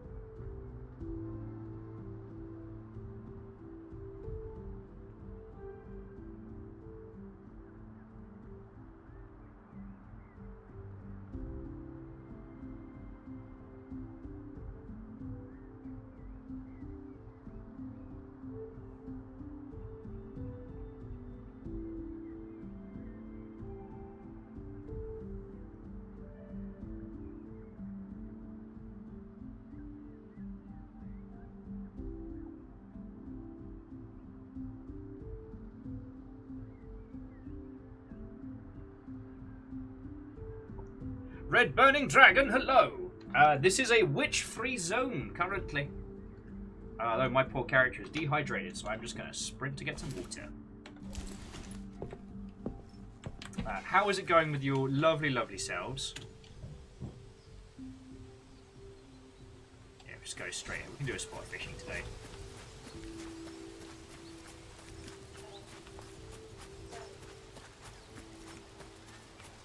And Fearless, like, the Wadget Eye games, I think, is a really fascinating little subset. I mean, okay, the Wadget Eye games comes into a different space. Because they were always doing the point-and-click adventures, but because there wasn't a perceived market for point-and-click adventures, you know, those games were created on a shoestring budget. You know, even for a fully voiced title.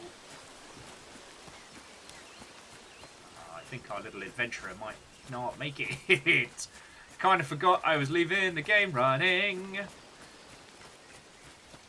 Hope you'll like raw fish. Oh, that's probably why I'm craving sushi. Actually,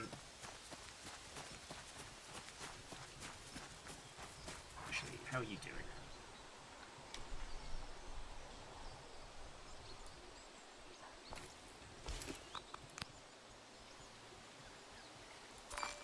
Look, in my defense, our character is very hungry.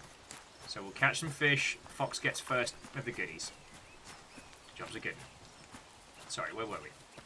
Oh yeah, so with Wadget Eye, they were a company that basically made their money from making the kinds of games that nobody else was.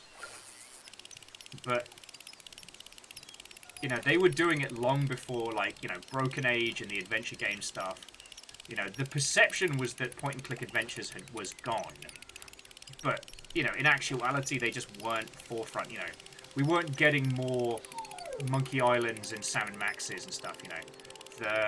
The LucasArts heyday titles that people were after had kind of fitted out.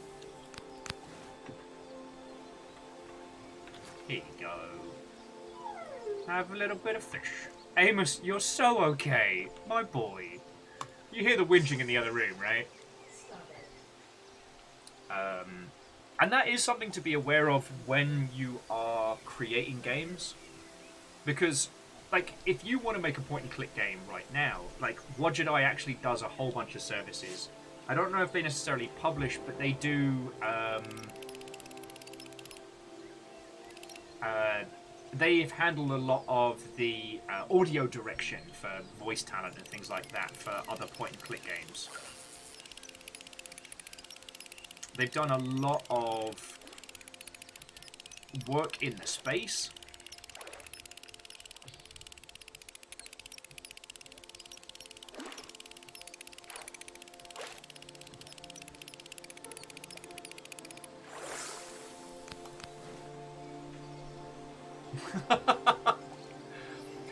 Volcano was saying he heard that Amos whinge and thought it was the in-game fox. If something's not making money, it's not worth making. But if it's not worth making, then it's not made. If it's not made, no one can buy it. If no one can buy it, it's not making money. Yeah. And in some regards, Shackle, like, that's where you have to be the one that just does it. You know, and that's also how you make the big bucks, you know. You just start doing it of your own volition.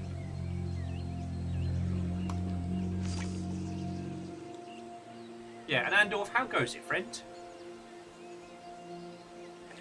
We were playing Witch Strandings earlier, which is very, very good. Zalavir's new game. In fact, Zalavir even called into the show from the airport to talk about it with us. But unfortunately, my hand's been gammy, so I decided to give my little hand a break and play a little bit of this because it's a lot less intense. But no, Witch Stranding's, friends, is entirely worth your time, so please do take today as an absolute recommendation for it. Oh, piss me. That's what I got for looking away. But yeah, so there is that case of if something's not making money, it's not worth making. But that means that no one's making it.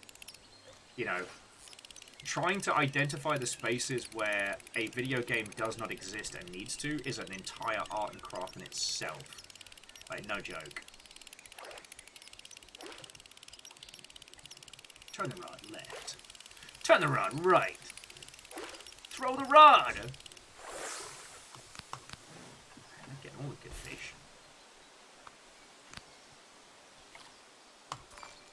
I'm just eating fresh fish, let's like straight out the feckin' pond. Not even pretending to descale it, it's great.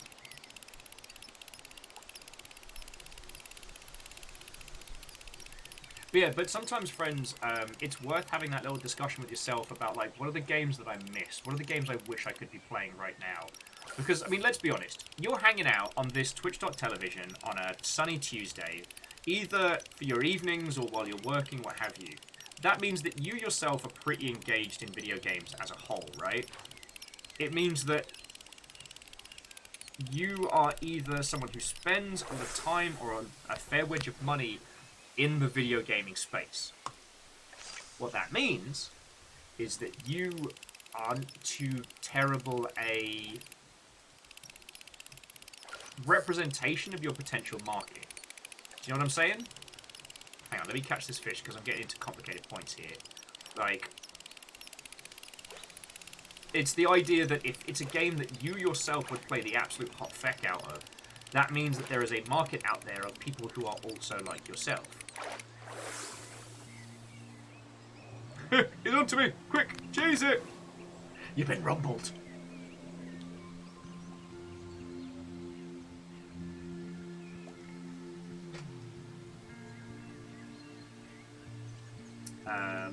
Oh, Shag was saying it's like the marketing story about extra chunky pasta sauce and how it went from 2 options to a whole aisle. That's very true. But I mean, I don't know food marketing like I know video games. I don't know about the rest of this lot, but I'm here for the memes, pet pictures, and being a terror. Oh! I should have known. Should have known. I'll make sure to add more additional Amos pictures. As for the being a terror, well, that's on you. Heckin' bad words. Alright, that's a whole bunch of fish. Let's head on back.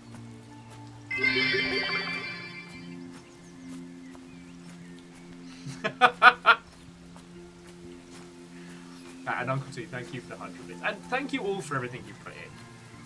Like, I just want to say again, although today was very chaotic, it's lovely that we got to spend the whole day showing off a very weird indie game based on a genre that Kojima made up, to hanging out in the world's softest survival game.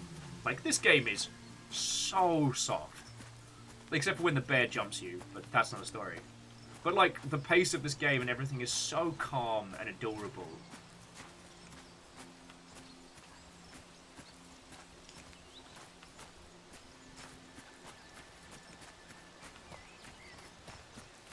And I guess we really did, like, obliterate all of the, Oh, here we go. Some golden mushrooms we can throw in with the fish. Oh, I want risotto now. Don't have any. I'm just always thinking about food.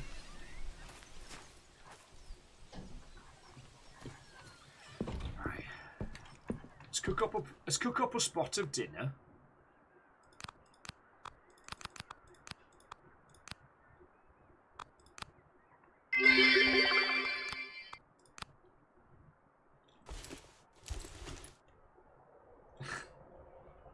It's not a cult! Andorf, by the 9! Can't believe you lot.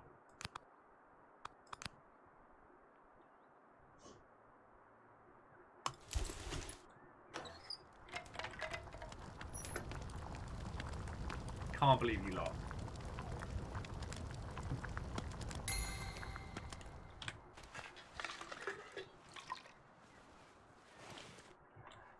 There should be a beetroot upstairs as well.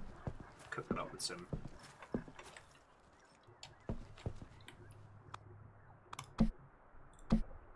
Oh, right, yeah.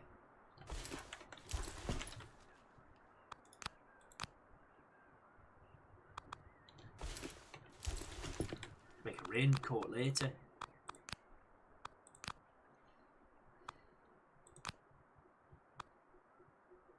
And that's one of those is for the fox tomorrow.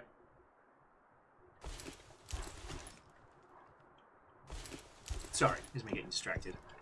But no, Bacon, Cerebral, and Andor, thank you for the bits, even if I vehemently disagree with you.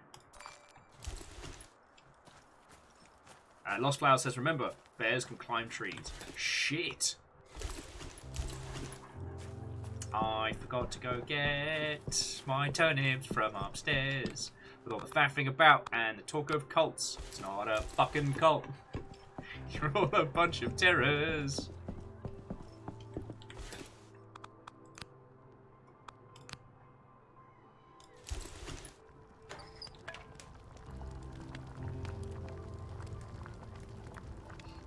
Andor says, does anyone know much about the Room series? Got it on Steam because it was on sale and had good reviews.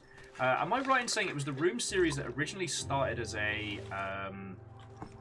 Mobley series? Oh no! Why is our fox not here? No! Buddy! No!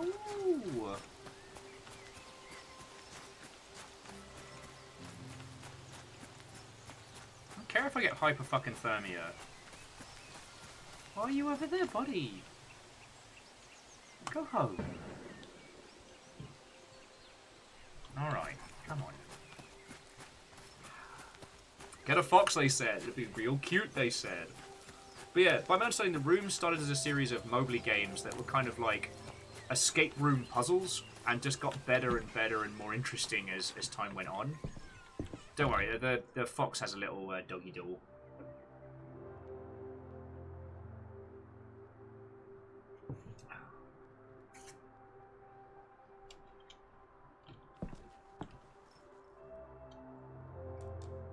There we go. It's so fluffy.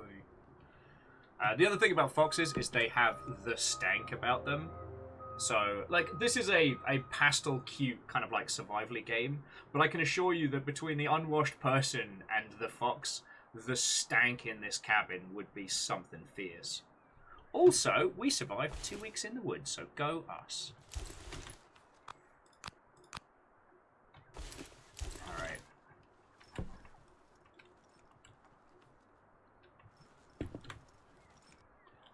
Alright, so we've got food for us. Got something for the fox. I guess we'll head northeast-ish. Check out those limestone caverns. See what we need to actually acquire them.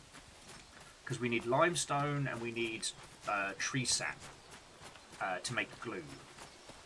Oh, and the golden leaf, I think.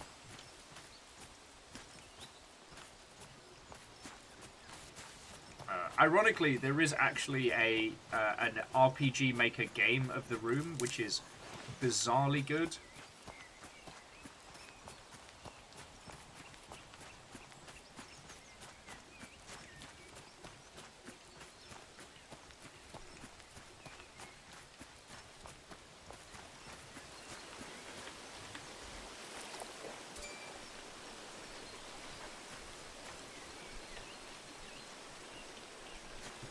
Too far from it. I thought it would take us longer to get there. Alright, well, we'll leave the fox at home today. Give him some food when we get back. If I get us killed, then I basically just respawn back at... well, if I get us killed, then I start the day over, so... Of course, there's no way this ends bad. Well, so one of the things Fearless we're working towards making is a canteen. We don't have enough metal to craft it.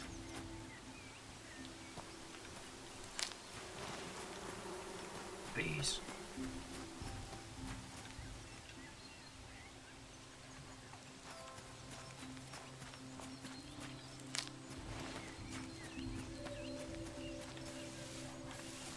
Should be an entrance to this somewhere around here.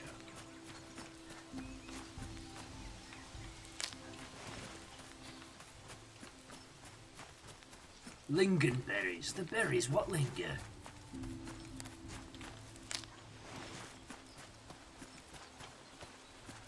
I get the feeling the Alchemy Sakura will eventually get something like a bee smoker, or like maybe we're able to build clothing later on that lets us go into beehives. Alright, wherever this bloody thing is. Take a really bee.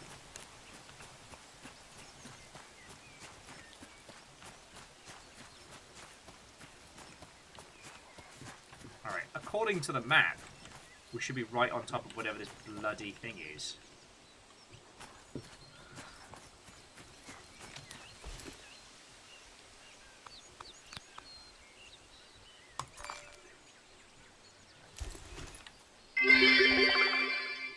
Brace yourself.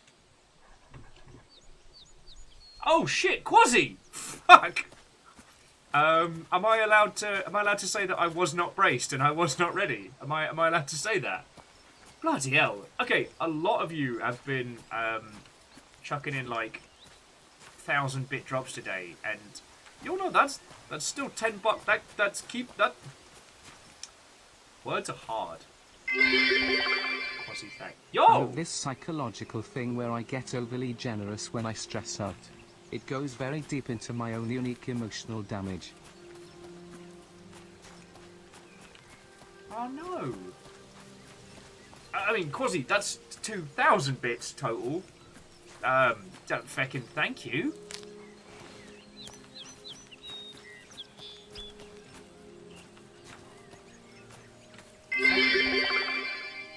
Anyway, Wick has been beating the crap out of me these past 2 weeks. Been burning the proverbial candle on both ends. Oh no. Oh, Quasi, I'm so sorry you've been going through the feckin' thick of it, friend. And that's... Holy crud! Sorry, I just looked over the chat. That's... Dude. Sorry. Haven't gotten to enjoy much outside of family needs and a few hours of dogged sleep each night.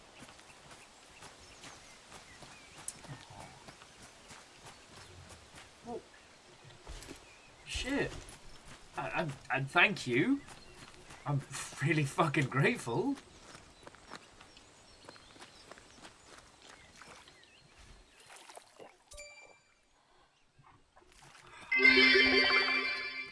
So all that to say, get yourself some sushi. Quasi, that's sincerely fucking kind of you. I will... thank you. Thank you. That's $50 to keeping us going. And I hope you don't think that I was talking about that because I was trying to fish for... a pickaxe. Alright. Go back and make that. I hope you don't think I was fishing for stuff and things, because I am not a person who wants. That was just more like, you know, a spot of gluttony on my part. But seriously, thank you. And I really hope this little bout of shite going on gets better for you, friend. I really do. Oh, Salem, you know what I mean.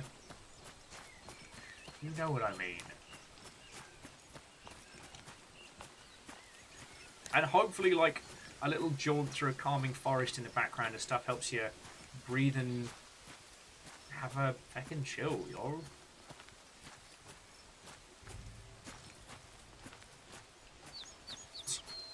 I'm Bacon, it would be just my luck if Amos was going through an angsty teen phase, you know.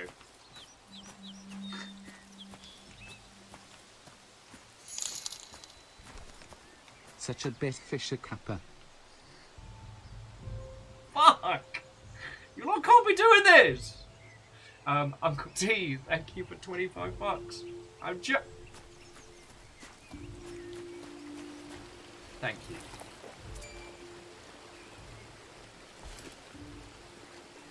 Oh, Quasi, I'm real glad. I'm real glad. And if you ever want to, if you ever want more assistance with brainstorming some, yeah, it's that nice cookie. Brainstorming stuff around Concept Saga. I played the PS2 game and... Stop that incessant clicking. And whichever of you lovely Mother Hubbards gifted a sub to Uncle T. And you're right, Uncle T, no bits. I was not fishing for bits. You stayed within the exact pedanticism of my words. Thank you. No, seriously, all of you, thank you so much. Yeah, Quasi. I mean, shit, Quasi, if you want to do it live on stream, I'll brainstorm the hell out of Cold Set. I was really hoping that there was a project that I was following that was going to hit the Cold Set beats, but never got there. Oh, and Andor filling up the pint glass. As apparently Quasi decided that one of the bits had to go and just had it yoked into space. The Teenage Mutant Ninja Turtles are 4 reptilian What are heroes you lot like that overcome the tonight? arch-villain Shredder. And Uncle T again, just loosing an arrow to the crowd. You got Bowie the Nifty. That was your mark. That was your House Carl Hunt right there. That's fucking cool of you. Thank you. How you doing? You hungry? Yeah, get that good fish.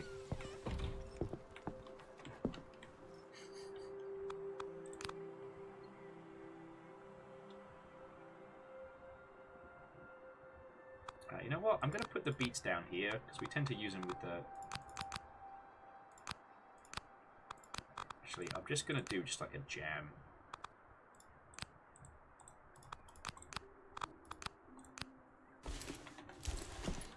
Make a little jam.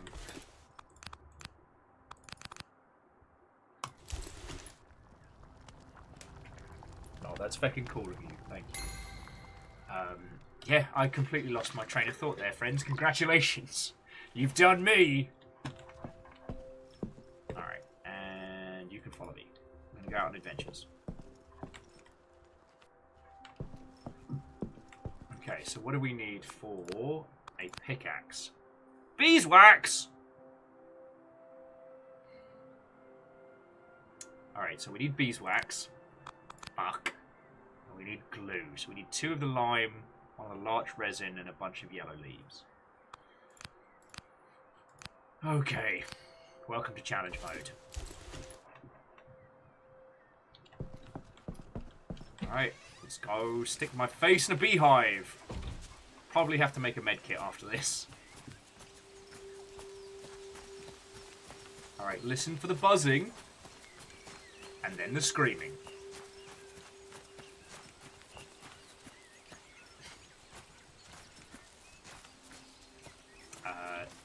No, we can't make a torch in this. I'm going to need a lot of these yellow ash leaves as well.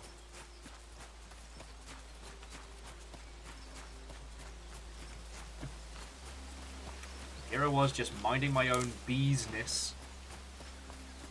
Can't throw a rock. We do have an axe. And I can't see any way that hitting a beehive with an axe will end poorly for me.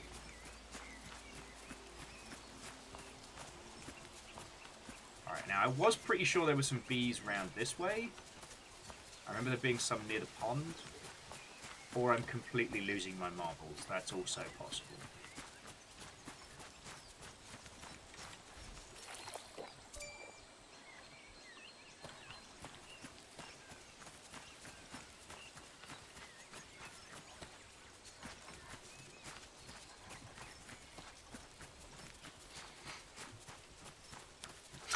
Yeah, Nicolas Cage, the bees.gif.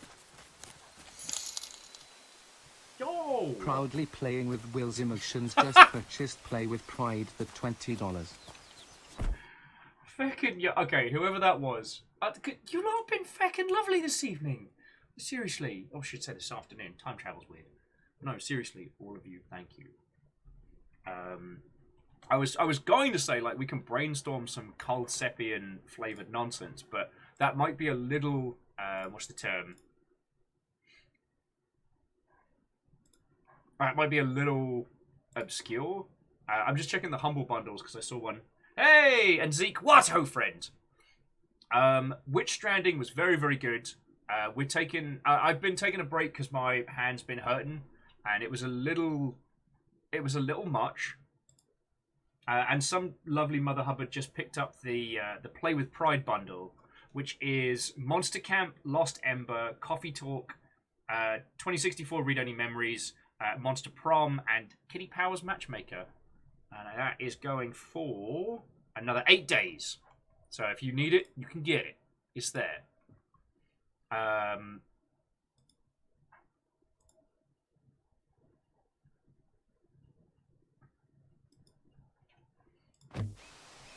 Oh, okay, 1 bit just to be rebellious. But yeah, Zeke, how have your adventures been? For those of you who don't know, Zeke's finally started. Well, not finally. From hanging out with all of you lot, you convinced Zeke to start playing Sea of Thieves, and he's been having a real good time of it. I've been getting like video updates.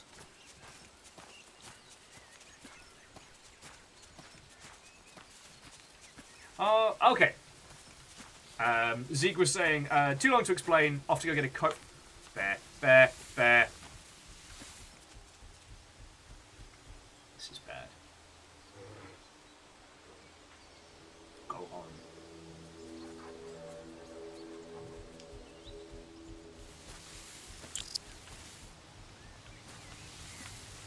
This is very not good.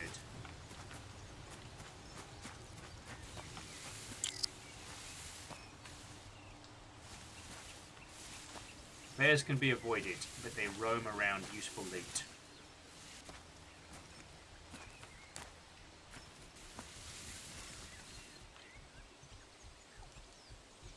I saved the beginning of this day, right?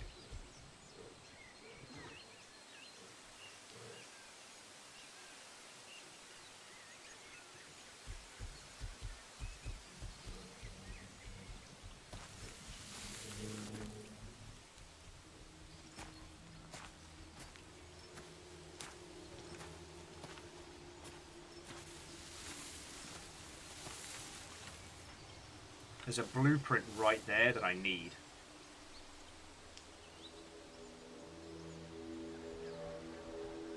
I know as soon as I go for it, the bear's gonna do like a feckin' donut and be like, "Hey, what's up? How about them picnic baskets?" And then pulls my testicles out through my eyes.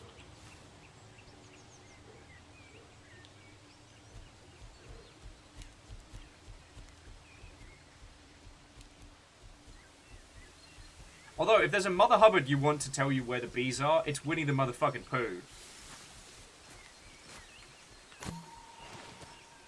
Oh, good. A water can. Now we can retire. Yeah.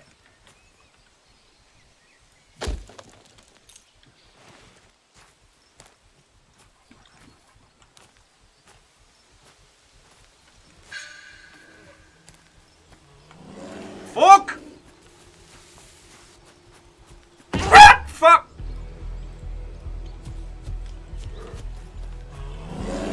Don't hurt me! Don't hurt me! No! No! Papa! Papa, no! Dead.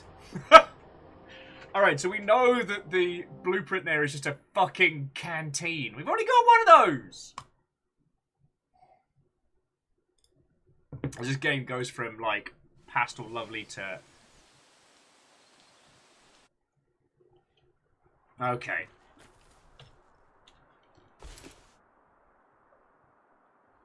Alright, so it was the beginning of the day. Alright, so all for naught. Hey. Follow me. It wasn't... Okay, it wasn't all for naught. But we know that's not the way to go to find honey.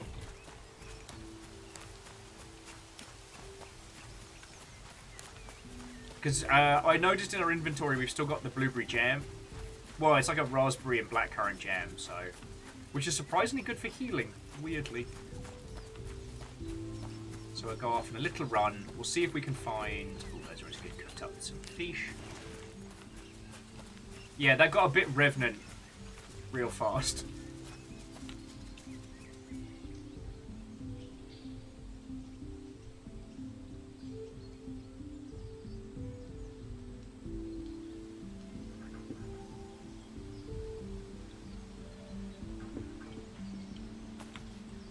Wow, so we really haven't been this way at all. Alright, let's see if we can find some bees, friends.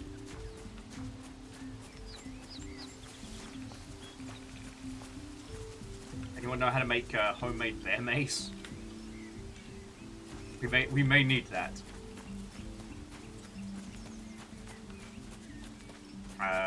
But no, seriously, friends.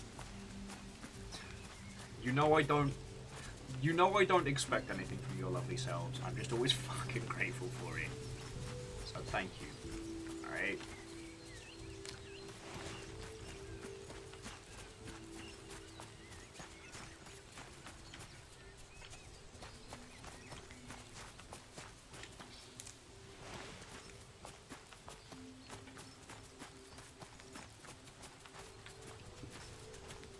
Sorry, I don't have anything clever to add on that one. I mean, like I said, Quasi, if you want to brainstorm Coldcept, Coldcept's a difficult one.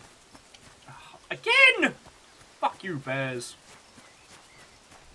We're boxed in.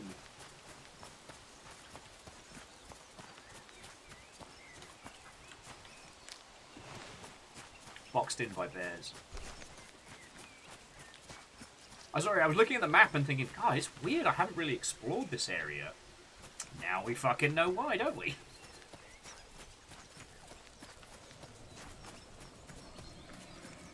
Okay, do you ever have that feeling in games where you can't swing a cat for a certain kind of resource, and then as soon as you're taking time to actually go and find it, you know, get some of the thing, excuse you, car, as soon as you're trying to get some of the thing, it's like, nah, that's not a thing we're going to give you anymore. I just did a big naff loop. Fox is looking at me like, where the fuck are you going, mate? I don't know! We've got everything else except for fucking honey.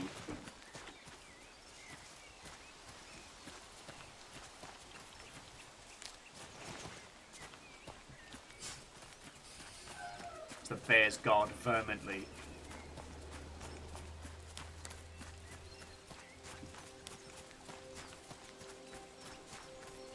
Okay, as a small aside, it is interesting that they chose the habits that the bears are incredibly violent when they grab you.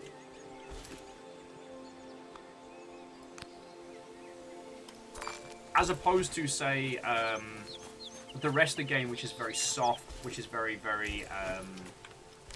what's the term? Calm.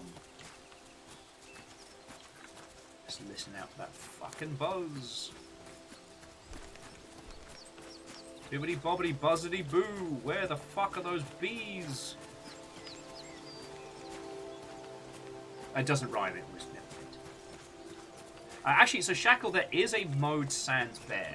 When starting this game, you can choose how tricky the survival mechanics are, and whether or not there are like animals to contend with.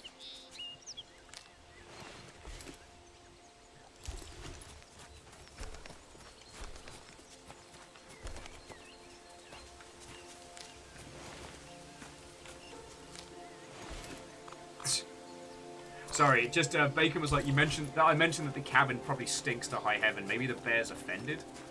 Possibly? God, how do we run around all day and find no bees?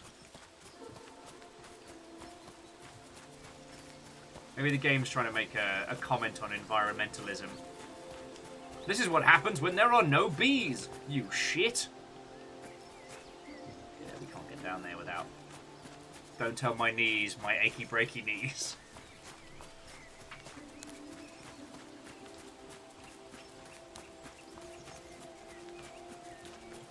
Oh, here's a random question. Have any of you played a game called 100% Orange Juice? Because we've been having a lot of conversations today about taking games and giving them kind of like an original coat of paint. Nintendo does a very good job of making sure that their first-party games only stay on first-party consoles. That's their choice.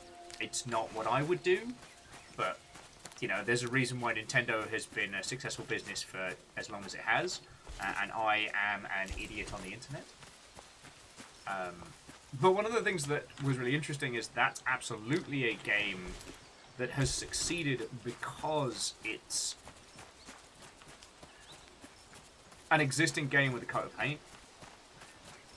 Ultrazini's played 100% OJ. Yeah, well, so you can see what I mean, right? Like, all that Mario Party chaos, but with a completely different design and flavor to it.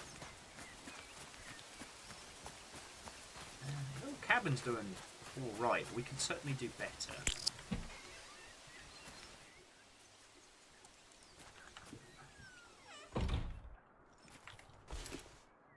We did get some extra sticks, so that's good. Let's mix up another jam.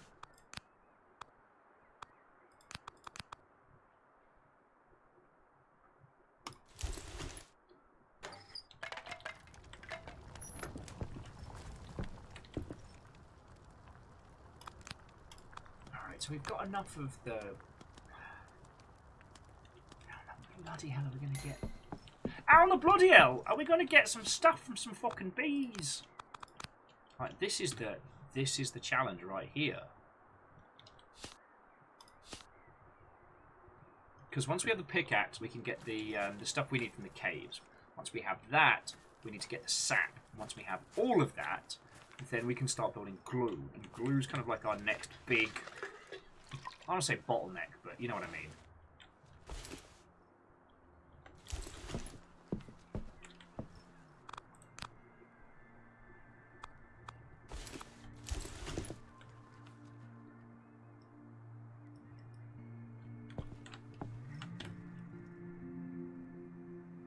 Ultrazine was saying that OJ's meaner than Mario Party. Understandable. But it's definitely a good example. I just keep trying to think of other bangers, like other gaps in the market right now.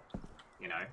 But sometimes it can be difficult to talk about this because, you know, unless you are very, very plugged into video games, both... You know, Steam games, itch games, the whole shebang. It's hard to know where things are coming from. But if you're very, very, very, very plugged into video games, you can know where things are going. We've talked about this before, that Vampire Survivors was directly inspired by a game which was like Witch Survivor, which is a sketchy, edgy mobile game, which is very surreal.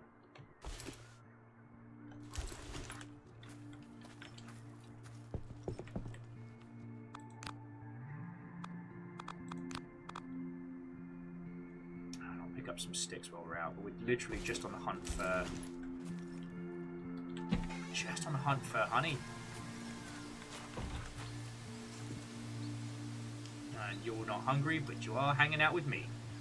Yes. So yeah, I think we've just got to take the hit, smash the bees, try and steal some honeycomb. We'll just keep heading out different directions, keep exploring, just keep listening out for the buzz of, oh, that's bad.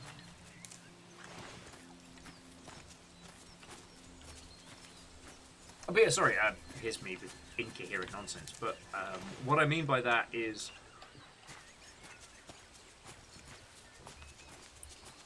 talking about like the industry knowledge and stuff, is getting to a position where you understand what is and isn't available.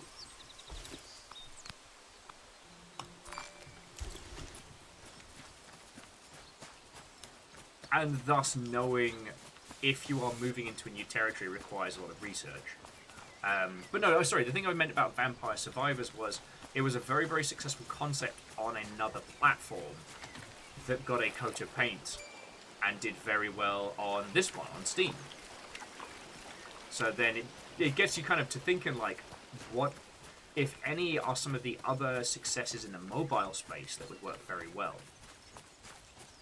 Because users on Steam seem, wow, that was a fuck you of a sentence.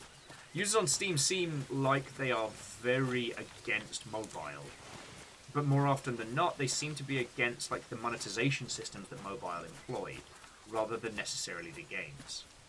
And a lot of teams, when they convert their mobile title to a Steam title, they keep the old monetization model, which makes users in this environment go, nah, fuck you. Which is entirely fine. I'm not arguing against that. Quasi was saying concept thoughts. They think that the current card game craze is both helpful and risky about getting lost in the shuffle. The board game components can add some unique twists. Yes. Well, it's one of those great ones that it's chaos atop planning. Like, you make your deck. You plan that. You move around the board and you use the objects in varying different ways. Though, a part of me would almost think for a concept game now is potentially like plan it around and everybody has the same deck concept and go from there.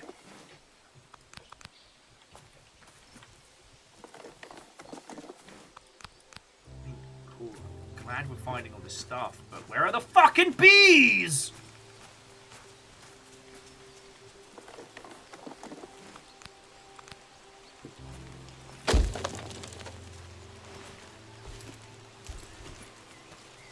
Bigger backpack, and I need some bees.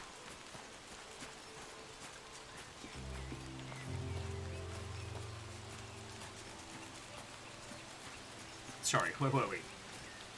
Oh, just Ultrazini saying they'd love to see another concept game. Yes. There's lots to like. I mean, the idea that it was kind of doing a lot of almost like, oh, there we go. A lot of concepts that we wouldn't really see until... do I have something that will heal me up? Alright, yeah. Alright. Wish me luck!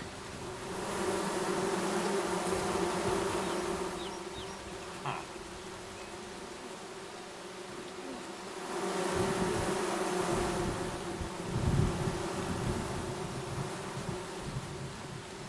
Well, that's not good.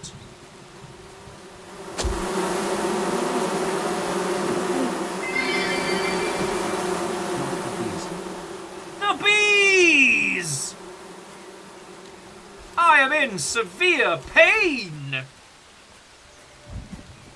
Alright, so I did have to hit the nest, I just had to hit it right with the axe. It's a lot of my health gone, not gonna lie.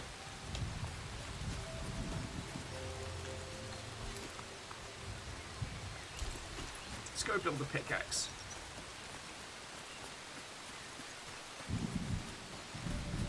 Oh, sorry, Quasi, thank you for the 200. On top of, like, 5k in bits you threw in, you lovely mother hobbit. Oh yeah, we just headed straight back. How's our little friend doing? Not hungry, right? Keep following me. Cutie patootie. Duck-flavoured pond water. Originally, I did not start playing Core Keeper because I'm afraid of that game. So, Shakowin, you've discovered anaphylactic shock! Knowing all our luck, we'll just run into every beehive now. They're all bearing a grudge.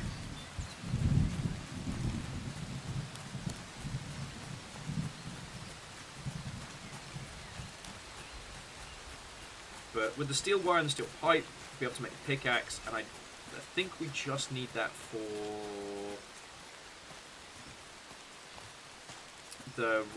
from the residue in the cave, the crystalline elements. Then we just need... Yeah, then we just need to head out to where the pitch trees are, and we know where those are. So we're doing good. And the jam should help with the anaphylactic shock. Or the jamaphylactic shock. Hey, Uncle T, have a lovely rest of your evening. And it's always good to see you, friend. It's always good to see you. Just thank you. Thank you. Alright, steel wire. Steel pipe. Job's a good one.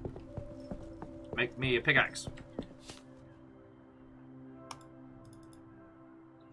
There's no space. Better put some stuff away. Man, the fox is having a snooze. It's the feckin' life, am I right?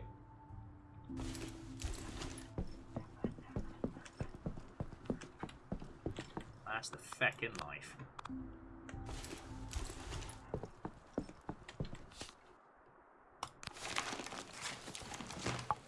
Okay. And now we have a pickaxe. So we'll stash the leaves down here because we'll need those later. Pop the rest upstairs. Still some time in the day. We might be able to make it to the... Yeah, I think we can make it to the... Save it, but... So we need to head... Yeah, this way. Quick run for it. There was a cave set up around this way, and... Should be all we need. But yeah, Orchazini, I am scared of Corekeeper because I know how good it's going to be and what it's going to do to me. Anyway,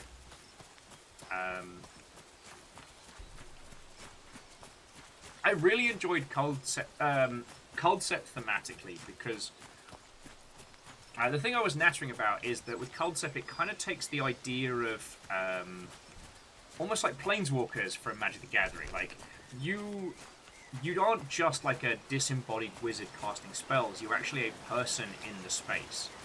And one thing that the manga's always stayed with me is, you know, you summon your mechanical golem, you know, your little Robo-Knight. Robo-Knight's like, yo! And then, much like with artifacts in Magic the Gathering, you can summon a sword, and either give it to your knight, or you can take that sword and use it. And I thought that was something very, very powerful. Conceptually, like from a creative standpoint. Ah!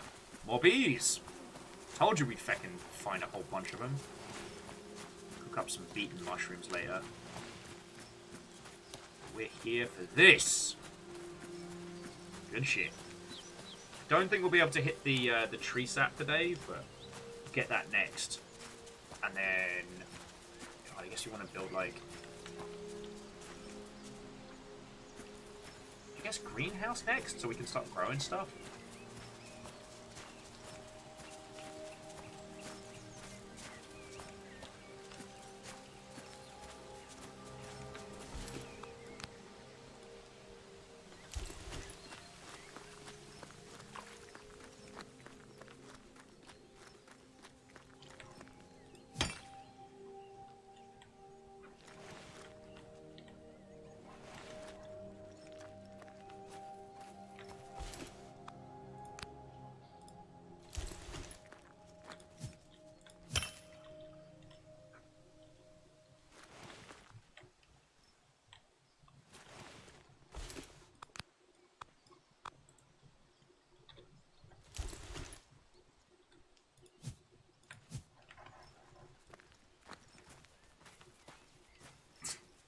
You know what? Yeah, Bacon, this does kind of feel like what if Don't Starve had like a fancy, like, pinky finger out mode. Not gonna lie. Not gonna lie. It feels like no stress Subnautica in some regards. And maybe that's why I'm so hooked on it, is for all the shit with you lot summoning a dragon that nearly ripped my face off, or a reaper. You know, I did enjoy our little jaunt of Subnautica. So it's like...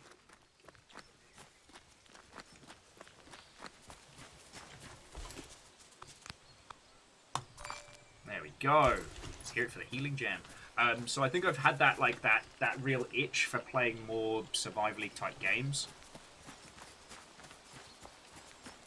And to handlebar, what, oh friend? Hello, hello. How goes it?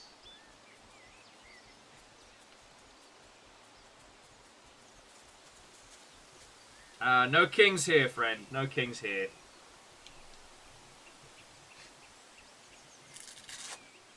We were just chatting about Culdcept. We've been talking about a lot of really good concepts today. We were talking about, like, you know, underserviced games that you could make in an indie space, like, without the branded IP. Stuff like that. How's your day going?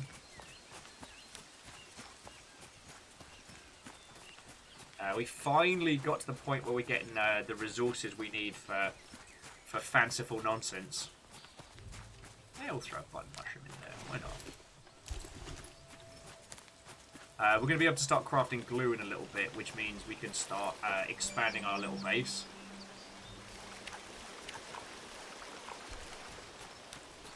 God. I would describe myself as... a ship's figurehead at best.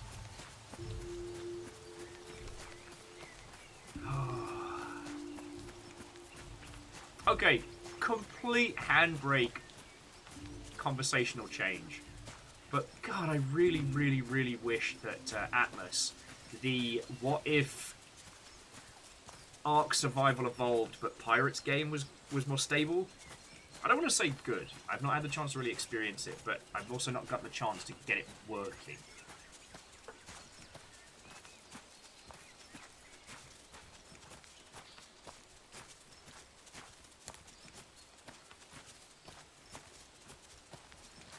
Oh, actually, Handlebar, I did know that. I'd done some eFigs testing just for extra overtime back in the day.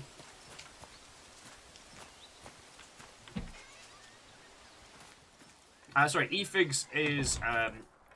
it used to be like the standard European languages, which was like English, French, German, Italian, and Spanish. Yeah, that was it. And especially for published titles, they'd all have their own differences when it came to, well, language. It was pretty rare for...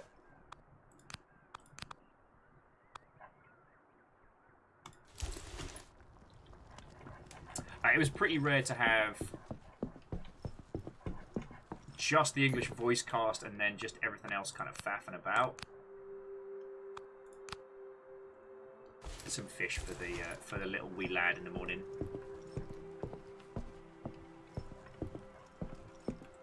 Oh yeah, and for those of you who just joined us, no, that's not a shark, it's a fox. He's our little friend. He's our little friend.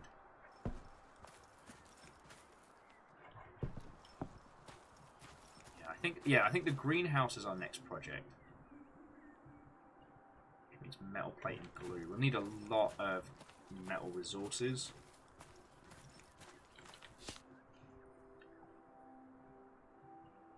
Oh, and Handlebar, that's fucking rad. Sorry, Handlebar was saying they love having both an American and Japanese Nintendo account. It's very powerful indeed.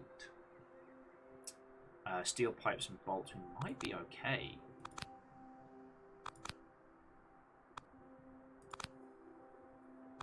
But yeah, the glue, this is the tricky one. We've got the lime material, now we need the larch resin. The yellow ash leaves we've already got. So in the morrow we'll be... we'll be heading out for the larch trees, and I roughly know where those are.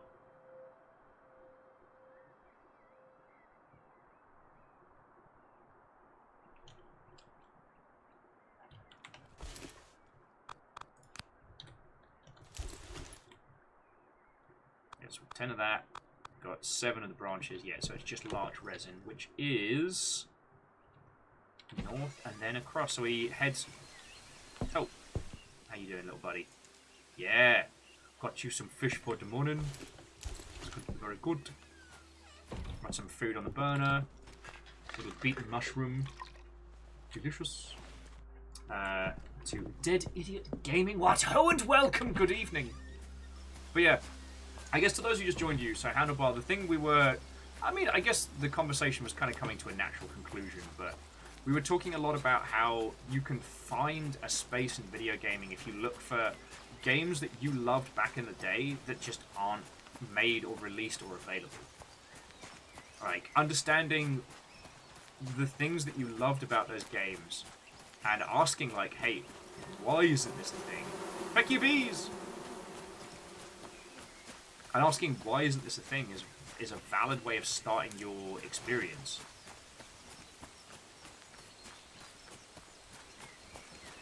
Earlier on today, we were playing Witch Strandings, but my hands have been very unhappy with me recently, so I've not been able to just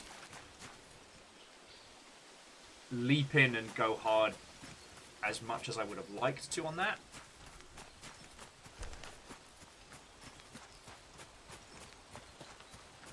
So yeah, we're playing Among Trees, a pastel, super soft survival game with occasional bears. The bears are grumpy. How how are you?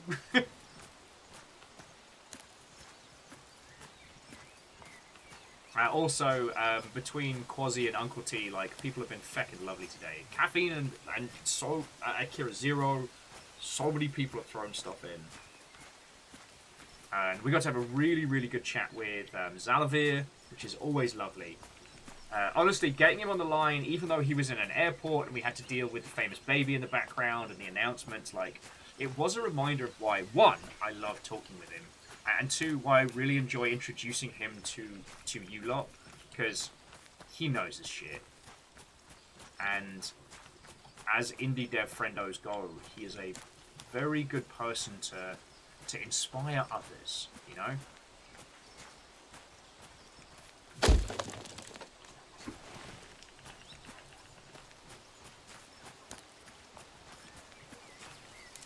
Okay, so how far out are we? Alright, so we're getting close. So around here somewhere there are going to be jute trees.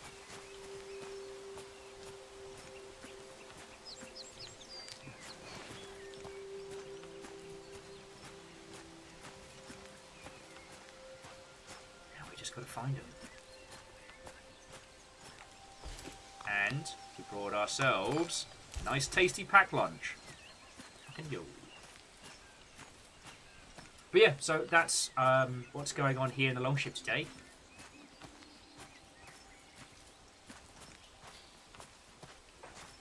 Hey, and Handlebar, that's lovely to hear. No, I've always hoped that Longship as a whole would be able to back up one another when it comes to stuff like, you know, Unity development and things like that. I've always personally believed that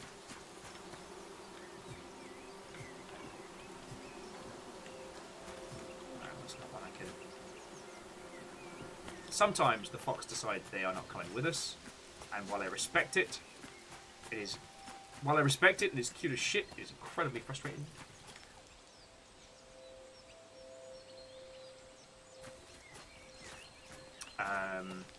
Numbers were saying they read on another Discord that Bandai Namco US built a Gunpla scanner for the new Gunpla game. Is that not the plot of Gundam Build Fighters?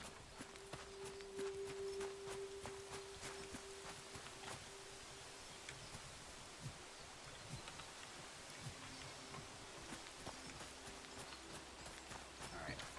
In fairness, I don't actually know what I'm looking for trees-wise.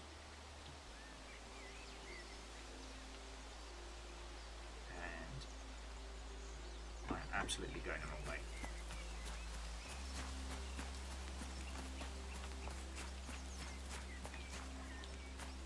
I mean, Numbers, do you have a link to an article? There's been a lot of stuff coming out of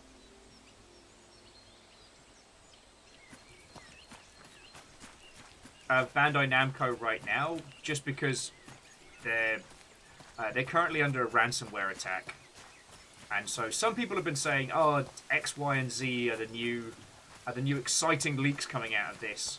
Like the possibility that we're getting an Armored Core. Okay, no, we're definitely getting something based on Armored Core, but the question is like to what extent.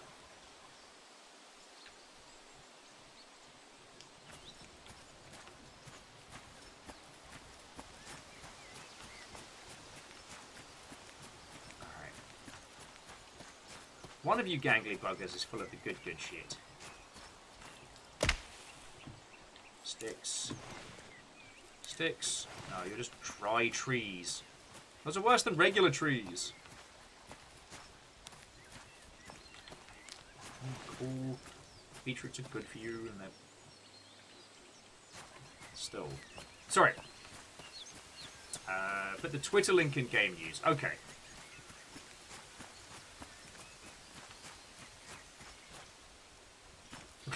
Oh, well, so Handlebars, while that is a great idea, I'd love to see a crossover between Gundam and Kinder Surprise. In the US, they're not allowed the good ones.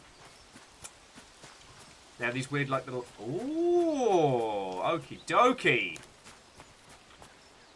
More of what you came for.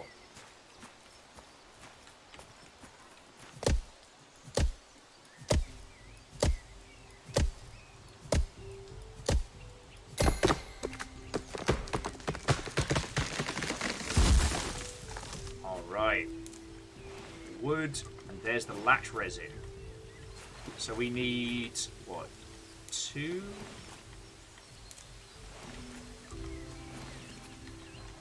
So we'll take 3 with us so we don't end up deforesting the whole place.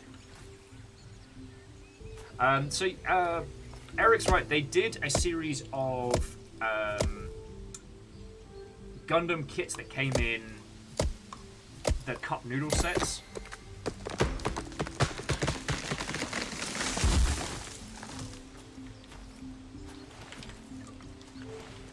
Try to do some more tweaks for. So Delta Frost, I don't think Armored Core is something that the Soulsian community is necessarily going to get along with immediately. They might enjoy it. Like, you know, this may end up in... Ooh, what's this? There's the water can. But no, they may end up enjoying, like, the complexities and the elements of it. But it is such a different beast. There's no similarity, there's no crossover. Alright, so we've got 3 bits of latch resin, so we can go back and start expanding our little home. Lovely.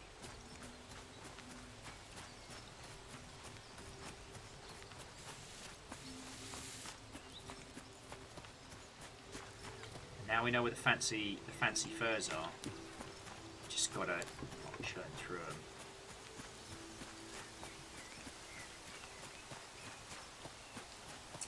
Eric said he's realised that you can kit bash ramen Gundams and that one cup noodles kit.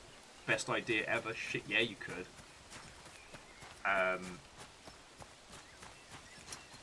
Though the one I keep seeing, and someone mentioned to me when they were hanging out with us, is you can get the puzzle pyramid from Yu-Gi-Oh! As a model kit. So you build the pieces of the puzzle and put it together. And there's another kit which is the storage sarcophagus of it. Which I think is fucking brilliant.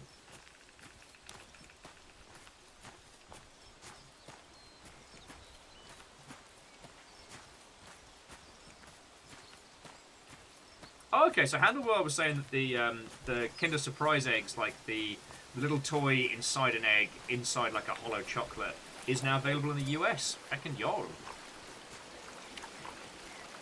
Is it weird that I want them?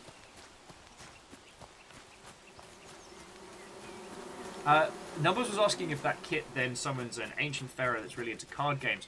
I've not met anyone who's constructed it and done it, so the possibility is still there. I think that's a yes till proven no. I'm gonna decide. God, our little fox just been living at home all day, hanging out in the warmth, living its cutie little best life. I'm out here, struggling to make a better home. Alright, Shrooms, I need you to hang out here for a second. Alright, so we need to make 1 glue, 3 metal plates, and then, oh, so we need 2 glue. How for glue it is? Because we also need 1 for the upstairs area. Metal plates. We need bolts and steel pipes.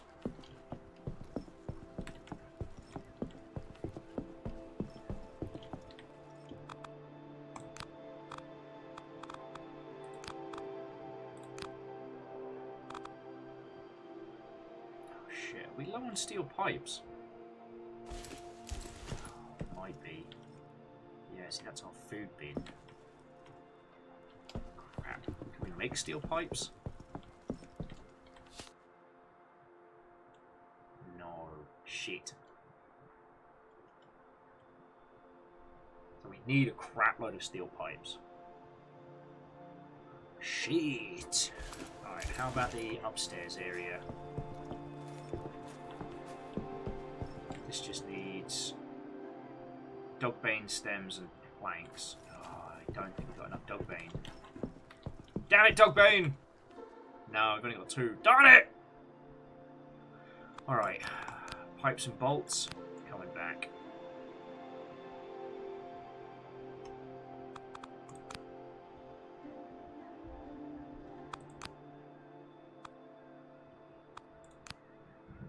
Keep that up here because it's a good, valuable shit. I think the fox is okay. Yeah, fox is not hungry. Just being cute, hanging out in the warm.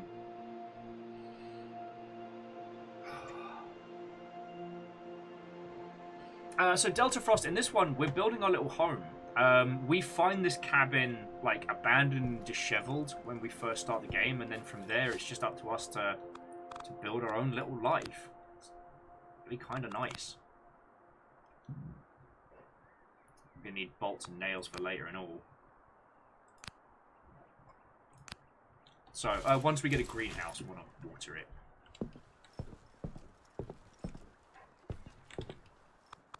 Alright.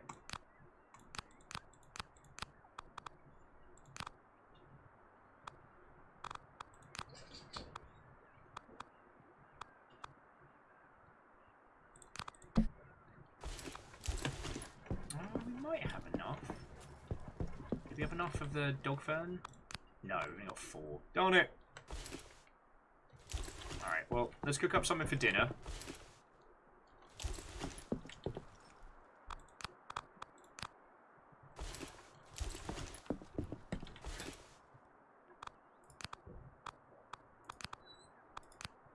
There we go.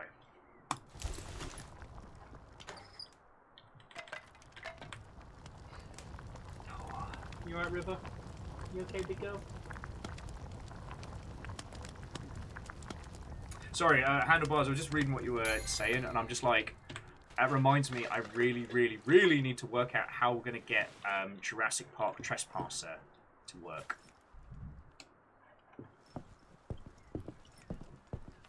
Because at some point, we really do have to play that game.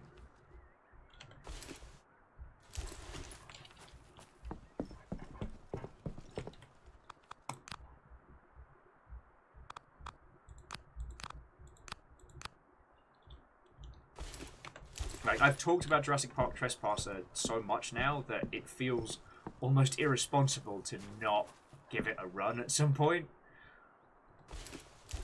Do you know what I mean?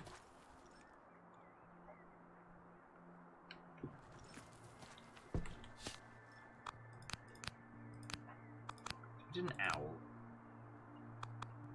Oh wow. It's just complicated. Of course, it's all the resources that we need.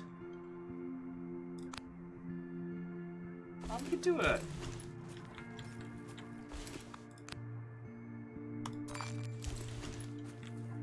How much does the stag need? 4 planks, 5 sticks. I can get that right now. I wanted to make a bit of space out here anyway.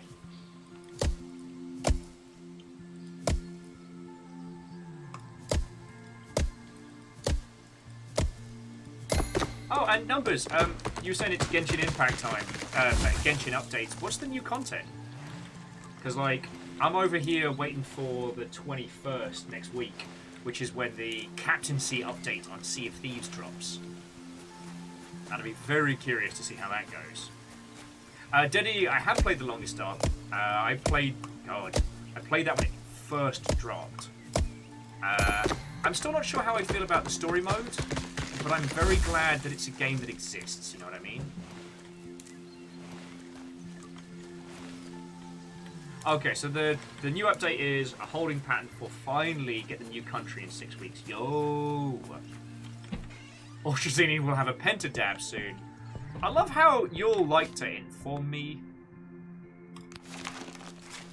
before that nonsense happens.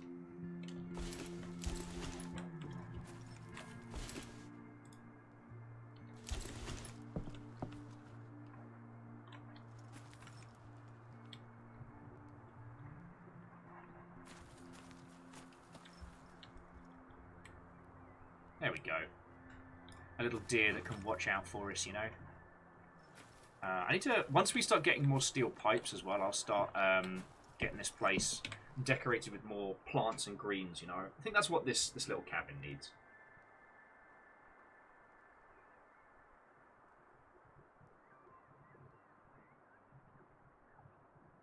Lost Flowers only has 1 counter. Oh my word. And Lost Flowers is waiting 4 days for Warframe's TennoCon. Ah, yes. That's coming up real soon. God, this game's cute. That's coming up real soon. Number says the 5-star characters repeats and the new 4 stars and some events to keep us entertained. Next patch is 3 to get the new area and new element. A new element? Oh my word. And Dari was adding that the new Genshin update will include an all-new martial artist type character. Looks cool. You know, I understand it's gacha, and I understand that it comes from the mobile design gaming space, but I've got to admit, you know, we've talked a lot today about looking at underserviced parts of the industry and then bringing that forward. Genshin went, what if not only could you play Breath of the Wild, but you could play Breath of the Wild for free on your phone and on your console whenever the bloody hell you want. Go. I understand that once you get into like late game Genshin and stuff, it's different from that, but that's the core start of the experience. And I really feel like that warrants supporting, you know? You know?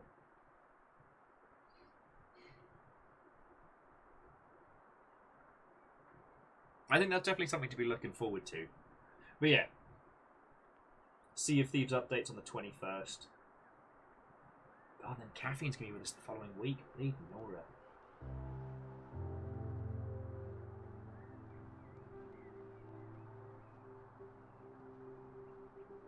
Like this place all shipshape proper by then.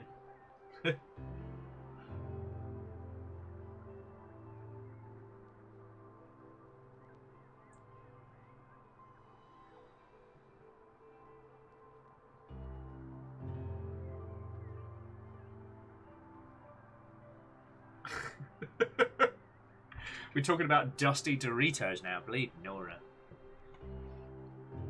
Oh.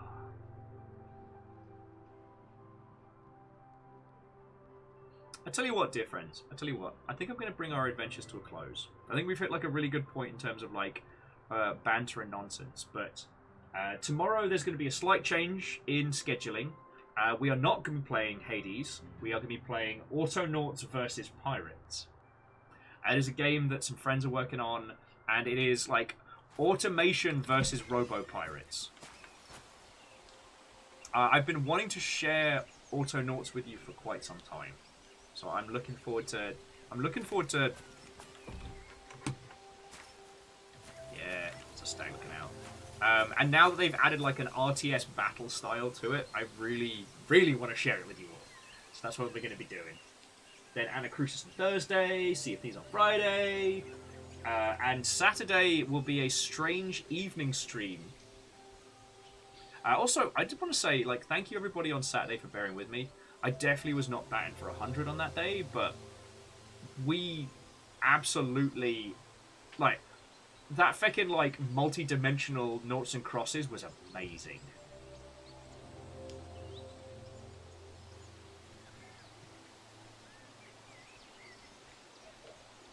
God. Actually, Eric, I mean, I will put this down for a conversation for another day, but yeah, the design that goes into the user experience in Snacks is mind-boggling. Like, you think video games look at the UX experience, well, I'm saying user experience, but alright, that is definitely an indicator I need to bring our adventures to a close. So, I'm going to say a lot of thank yous, and then I will see if there's someone to leap on over on this Twitch.television. But, friends, despite this being a day with, you know, Zalavir calling in from the airport and Witch Strandings and then revisiting this strange but gorgeous little game, you have lot have been feckin' lovely. The conversation's been exceptional. The coffee has been lovely. And you lot have thrown in so much cash today. Like, seriously, thank you. You know it all goes to keeping this going. Very, very, very feckin' grateful for that. So thank you. Thank you. Specifically, in this beautiful little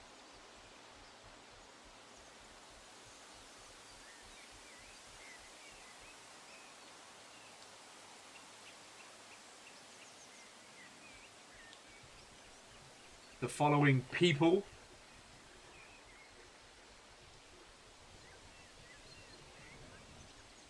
Hey! I thought the credits had fucked then, and I was about to get very angry. I'd obviously like to thank Disco Peroon, to Uncle T and Jackie Foxblood. Like, thank you for gifting cash monies. Like, donations go straight to our accounts, which means we can just use them. So, very grateful for that. But like, bits are still the biggest thing month in, month out that keep us going, that keeps this above water. So to Quasimoto, Big Saxy, Shackle Draconis, Akira Zero, to Caffeine and Bacon Avenger, and Fearless Sun and Favor 6 and J-Post, the League of Spooky Ghosts, every one of them, every single ghost, no ghost left behind. Vanderbeest and Andorf and Wolfcrad, and again Uncle T and Tiny Nails, like, thank you all so much. Chucking so many bitches. Fucking legends. Your moderators today was not just Caffeine, but thank you also to Moose and Lizzie T. Powers. I'm pretty sure it's around both. And to Bacon Avenger, Personally Defunct, Fearless Sun, Dowsett, Harmonious, Sadlin, Neo Shadow, Danny Sink, Dr. Douchebag!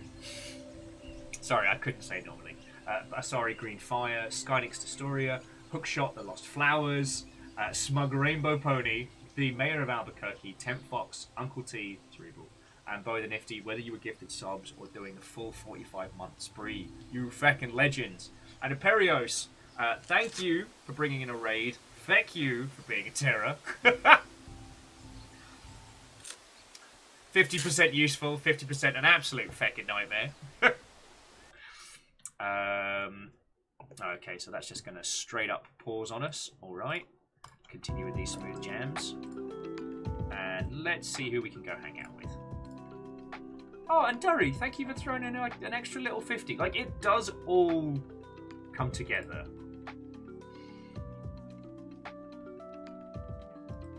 Alright, let's just see.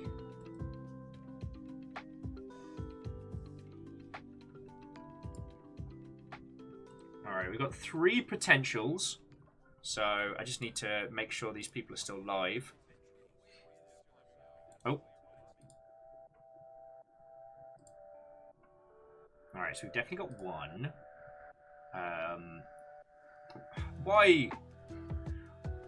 Why Twitch is trying to sell me a car, I will never know.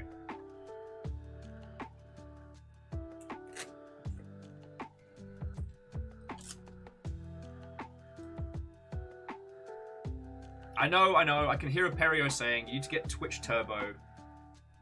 Okay, so that's definitely going. And let's see about this one. Alright, so I've got 3 choices for you, friends. Power Wash Simulator, Art, or Monster Hunter Rise. Power Wash, Art, Rise.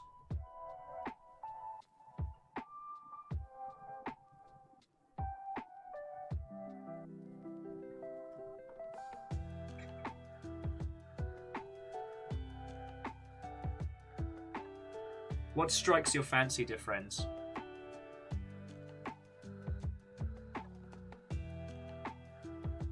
Durry's feeling arty? Alright, well, you were quickest on the draw, so Durry decides. We're going to go hang out with... Shay, who is doing some pixel art stuff and hanging out and just having a good time. If you don't know Shay, or, well, River Makes on this Twitch.television, they are the main artist on Heartbound, which is Thor Go Pirate Software's flagship video game. You'll probably notice from down the doobly-doo that we are part of the Go Pirate Software crew, which I'm very happy about that. So yeah, we'll go chat with Shay, see where this evening takes us. Again, friends, it's been random, it's been odd, and it's been lovely. Thank you all for such a good day. I'm going to go be vaguely useful. Maybe have a spot of mead once I've had some food. And go from there. Yeah. Yeah. That's my plan. That's my plan. Right. Tomorrow, mixing it up with some weirdness. But aside from that, I'll see you on Discord. And if we see any more... stuff coming out of Bandai Namco, then we can have a whole chat about that.